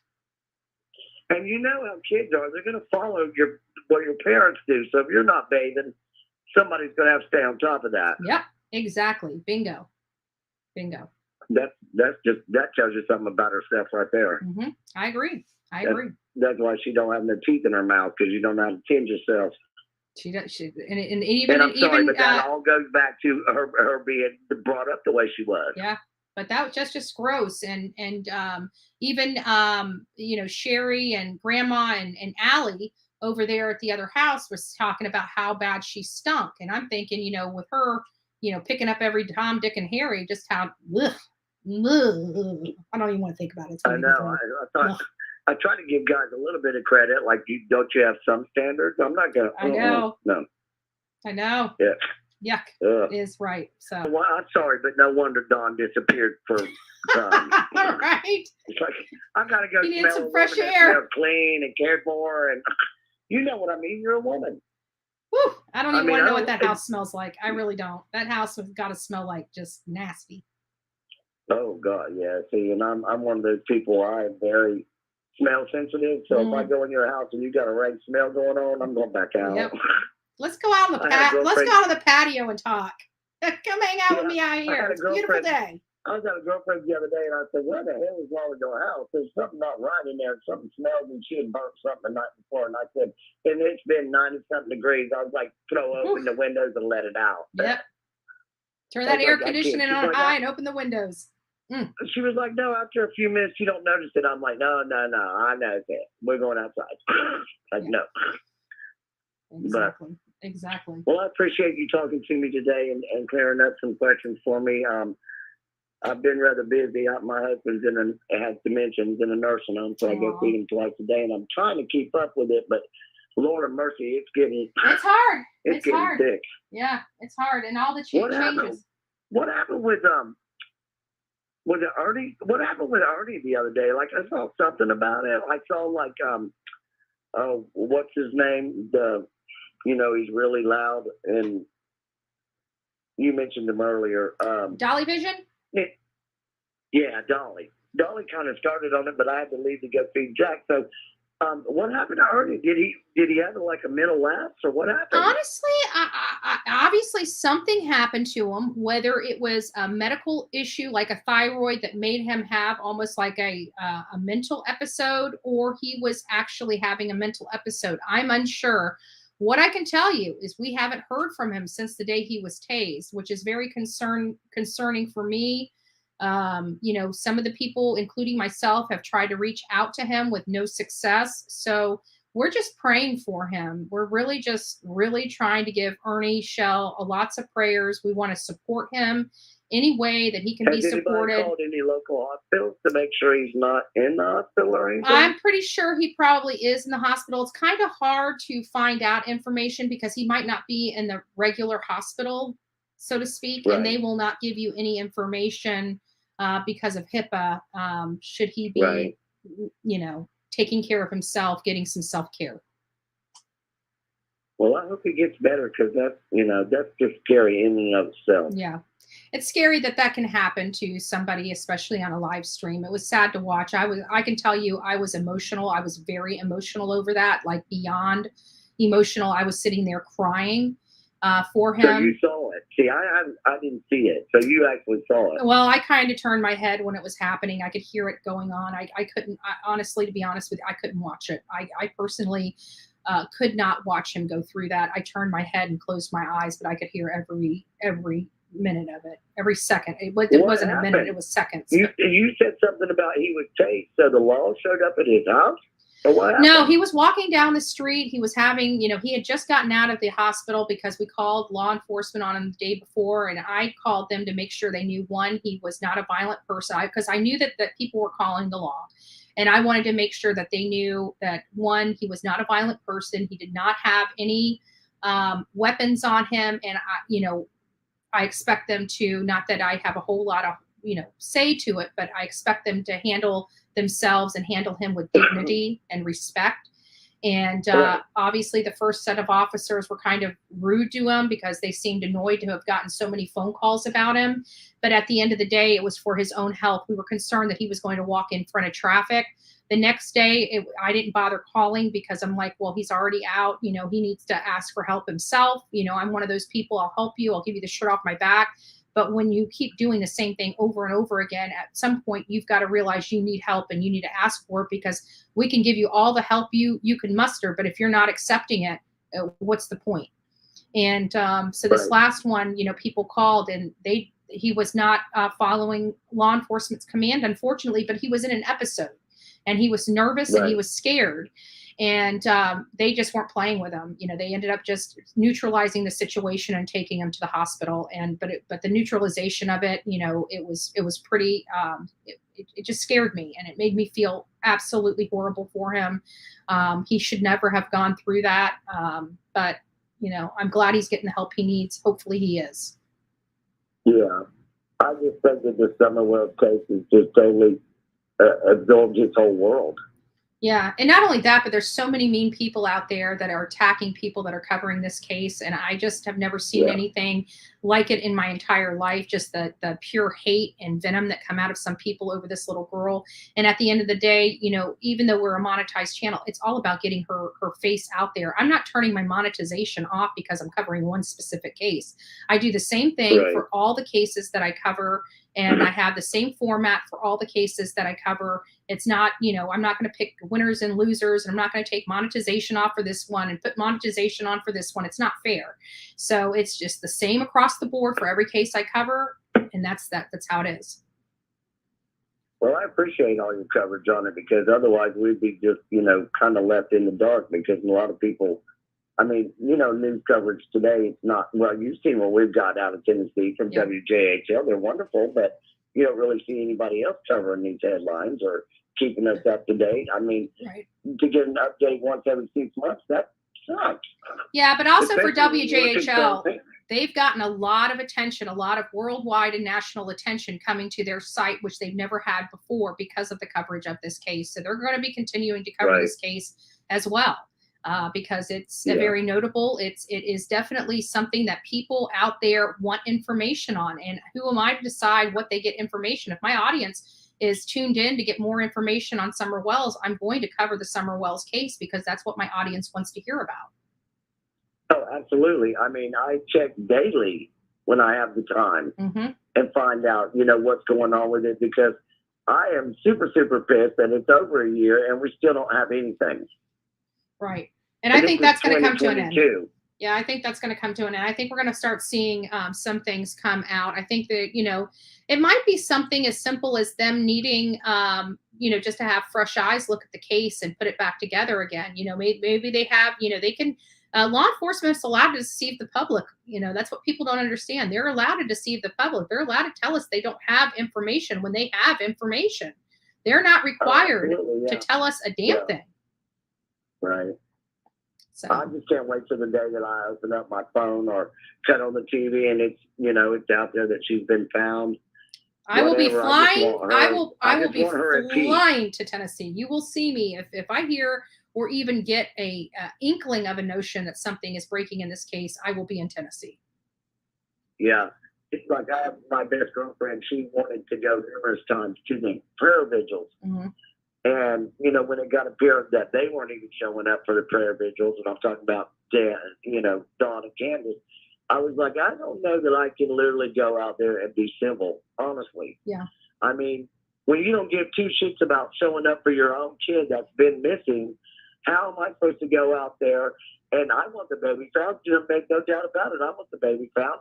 But I'm not going to go out here and watch your ass walk around, and because I just feel like it's all been a performance. Yeah, it has. Now, Dawn, I kind of felt bad in the beginning because I thought, like, no, this guy really didn't. He doesn't know what happened. She's lying. But over time, I mean, think about it. With their relationship, if she had lied to Dawn would beat the snot out of her to get the truth out of her. It would have been a blowout from hell. You know that. Yeah. So somebody knows something out of the two of them, and so does Grandis. Yeah, I think the whole little script that they stuck to was nothing but a script. Yep, I agree, hands down. Somebody on that mountain knows a heck of a lot more, and I think at the end of the day, Candace will always be key in this situation. And I really hope she cuts a deal and tells us what she knows. I really do. And maybe that's why she's so silent. Maybe they're working on that. Maybe they're working on that now. Maybe it's already done. I mean, we don't know. I don't. Where does Hunter play into all this? Was he just He could have been a participant, or he could have just been a pawn. I think he was a pawn. Yeah, I do too. I just feel like him being a kid, he was a last minute thought, just a pawn. Yeah. Because they said they hadn't had any communication, and all of a sudden she called. Yeah. But I agree. And that what makes me think he was more of a pawn than a willing participant is the fact that Grandis and Candace showed up to his house 2 days later. They should be out looking for their child, and they're more concerned with what Hunter may have told TBI than they are about the whereabouts of their daughter and granddaughter, respectively. And that was a red flag, a major red flag for me. Well, wasn't it also said that when Summer first went missing and Law and everything showed up there, that Candace wouldn't come out the house? She made Grandis talk? That's what I heard. I heard that her thing was she was too upset. Well, it's kind of funny because I haven't seen her too upset at all since her daughter's Let me tell you something. Too upset? I'd be upset because you're going to have to catch me running around that hill trying to find my kid. Yeah, you couldn't keep me down. I'm not going to be sitting in the house playing Monopoly, I heard, or some shit. Well, I heard they couldn't pass a drug test that day, so there's a lot more going on. And Dawn came out later, which is in that interview that I want to talk to Cher about, and we're going to work that out here soon because we're done with the vigil, and I'm ready to have this conversation. But I think it was in that interview that he stated that he had been up 4 days, not for the number 4, just FOR, 4 days. And I'm thinking, well, how have you been up for days when your daughter has just been missing for 24 hours at this point? So there's something definitely that was going on there, and people obviously weren't in their right mind, and they haven't been in their right mind for years, taking care of children, subjecting their children in all of this nonsense and mess, and they've subjected these kids to that since they were since Josie was a baby himself. This nonsense has gone on. Talked about him touching Summer. Do you think he messed with the boys too? I don't think, you know what, his older son obviously has some problems with SA allegations and convictions. And when I was on Chris McDonough's room one night, he had a person on. I don't think it was Chris Johnson. I can't remember, Steve Johnson, rather. I think it was another law enforcement guy. And my question, or psychologist, and my question was, is this hereditary or is it taught? And they said it was taught. So his son had to have been taught from someone. And so while I don't think that he was messing with the boys, I think he was teaching the boys some really, really bad behavior, and there were things going on in that house that young children should not have seen at all, with, the S word and with the substances. I think that they've witnessed entirely too much, and I'm hoping that Josie has enough time to change his life and not become his dad. But he's the oldest of the children, and usually the oldest ones have the hardest time and harbor the most. So only time will tell. So that last rumor that came out that the youngest one was mute now and not talking after Summer went missing. What do you think about that? It does play. That is it is possible that could be happening because he's very withdrawn, is what I heard. And with the situation like this for a young kid that's only just a few years older than his sister, that would psychologically fit his profile. To be honest with you, it would make sense that he is dealing with a lot of trauma from this, and that he's internalizing that trauma. And sometimes when people internalize that trauma, they shut down. And so that does actually make sense to me. Does it mean it's happening? I haven't gotten that information concrete, nor have I been able to confirm that information to be true. But to be honest with you, it would fit the bill. I really kind of just hoped in my own personal way that the boys would end up with good foster families and they would talk and something would come out through that. Yeah. Through them talking, but I guess not. I do believe that they have a lot of wraparound services that are being utilized on them to help them with all this, because this is such a major case, the biggest case in Hawkins County history. So I do believe they're getting the best possible care that Hawkins County can provide those boys in helping them get through this traumatic time in their life. So you still think they're in the state? I do. I believe that they're still in the state of Tennessee. I don't believe they're in the same county, but I do believe they're in the same state. I had kind of thought that maybe they had taken them out of state. I didn't know. No, I think they would have to keep them in the state, because Tennessee is overseeing this entire case. And I don't think they'd have the jurisdiction to send them to a different state. They probably have the jurisdiction to send them to a different county potentially, but definitely not take them out of the state. Yeah.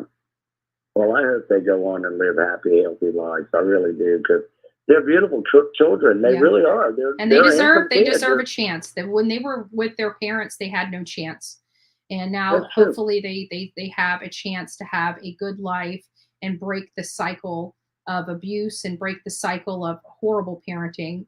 Hopefully they get the opportunity to spread their wings and fly high. Oh, yeah. When I saw that dungeon that they slept in nightly and the parents slept in, I'm thinking, what is wrong with you? Yeah. I was just so appalled. Like, how do you? I raised two daughters, and I just didn't. I couldn't even comprehend it. I'm like, what is this? This is where they live. This is their bedroom. Yeah. Like, no, I didn't see anything comforting. Nothing. It was filth. I mean, that's they like lived, basically they lived going outside in and laying down in the and dirt. squalor. They lived in filth and squalor. That was not a proper home for those children. That was a filthy home. That was a neglectful home. That was a home that endangered the welfare of those children on multiple levels, whether it would be medically endangering them, physically endangering them. There is some low-hanging fruit there that these parents could be charged with. And it is still, I'm still in shock as to why these parents aren't being charged with the crimes perpetrated upon their children. And that's completely a separate topic from the disappearance of Summer Wells. Right. Yeah. Yeah. Absolutely. Absolutely.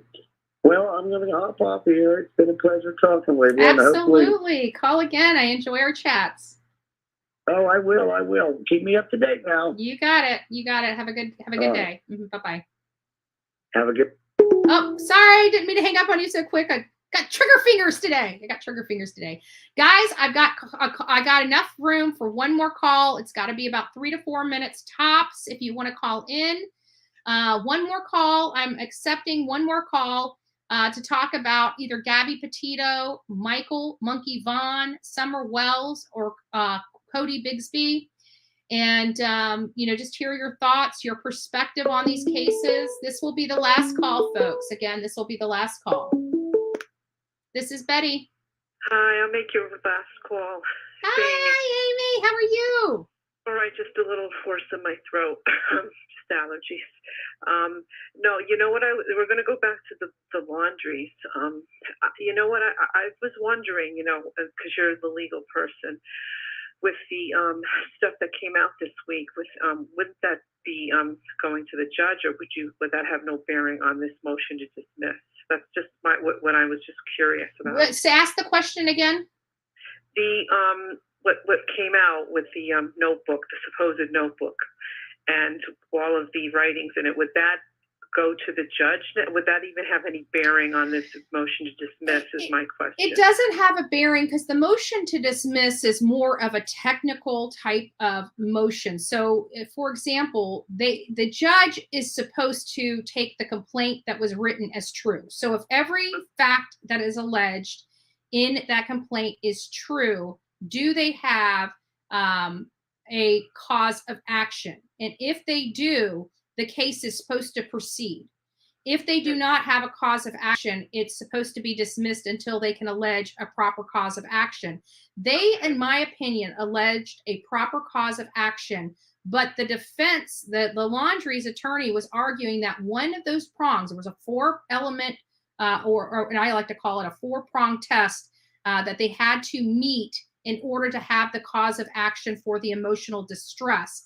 And the Laundrie attorney was attacking one of the legs of the 4-prong test, and it was the outrageousness of their conduct. And then he went a little further. He went outside the 4 corners of that complaint. That means that he was asking the judge not to take the entire complaint as true, but to go outside and broaden it and discuss whether they had a Fifth Amendment privilege.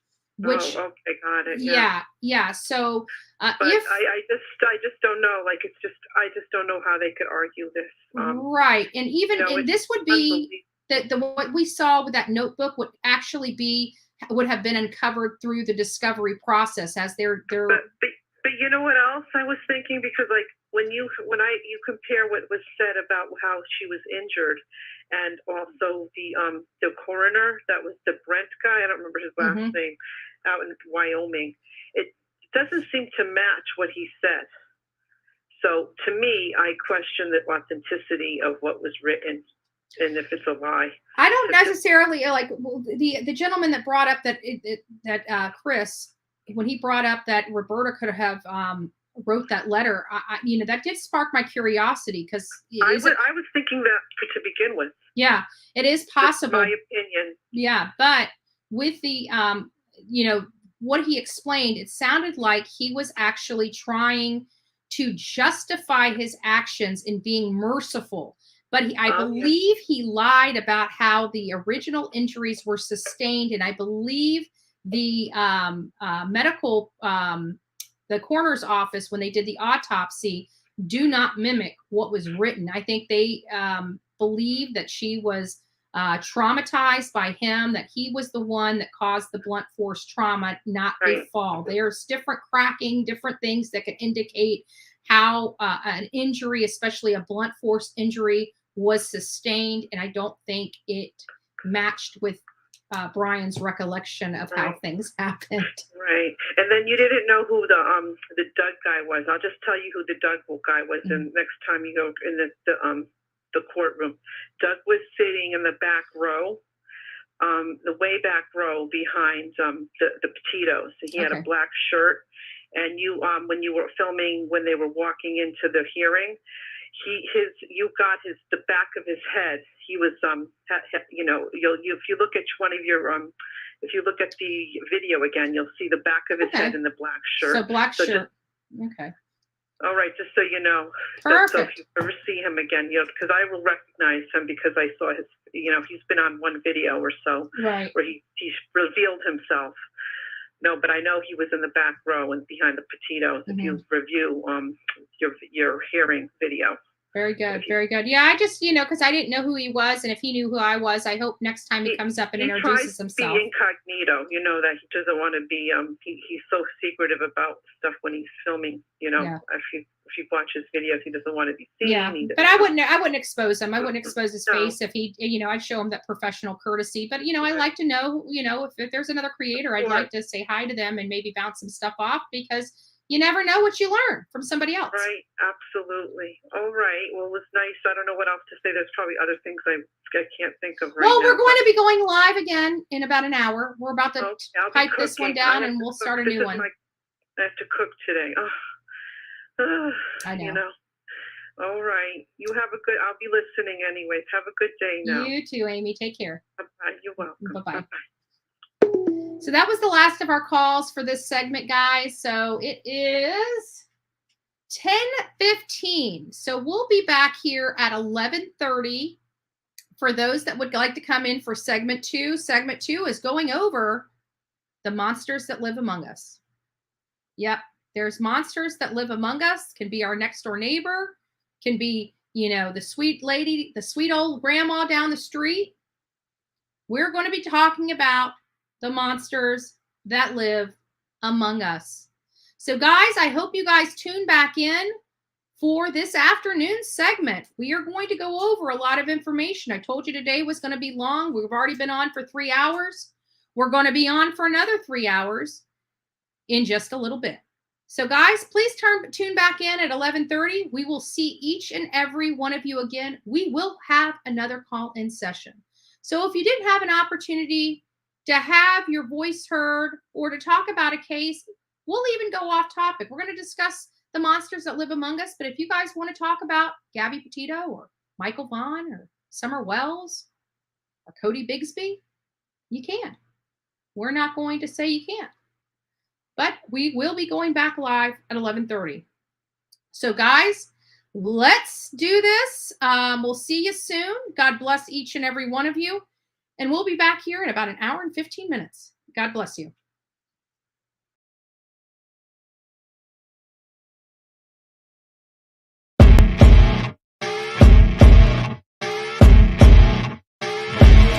As you wake up in the morning, you want to find the latest, greatest information about criminal cases and have an intuitive conversation about the suspects associated with these cases.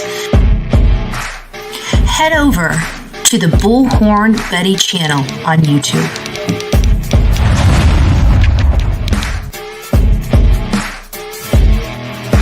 Get breaking news right here on the Bullhorn Betty channel. Welcome to the Bullhorn Betty Coffee Club. Enjoy your stay and enjoy your day.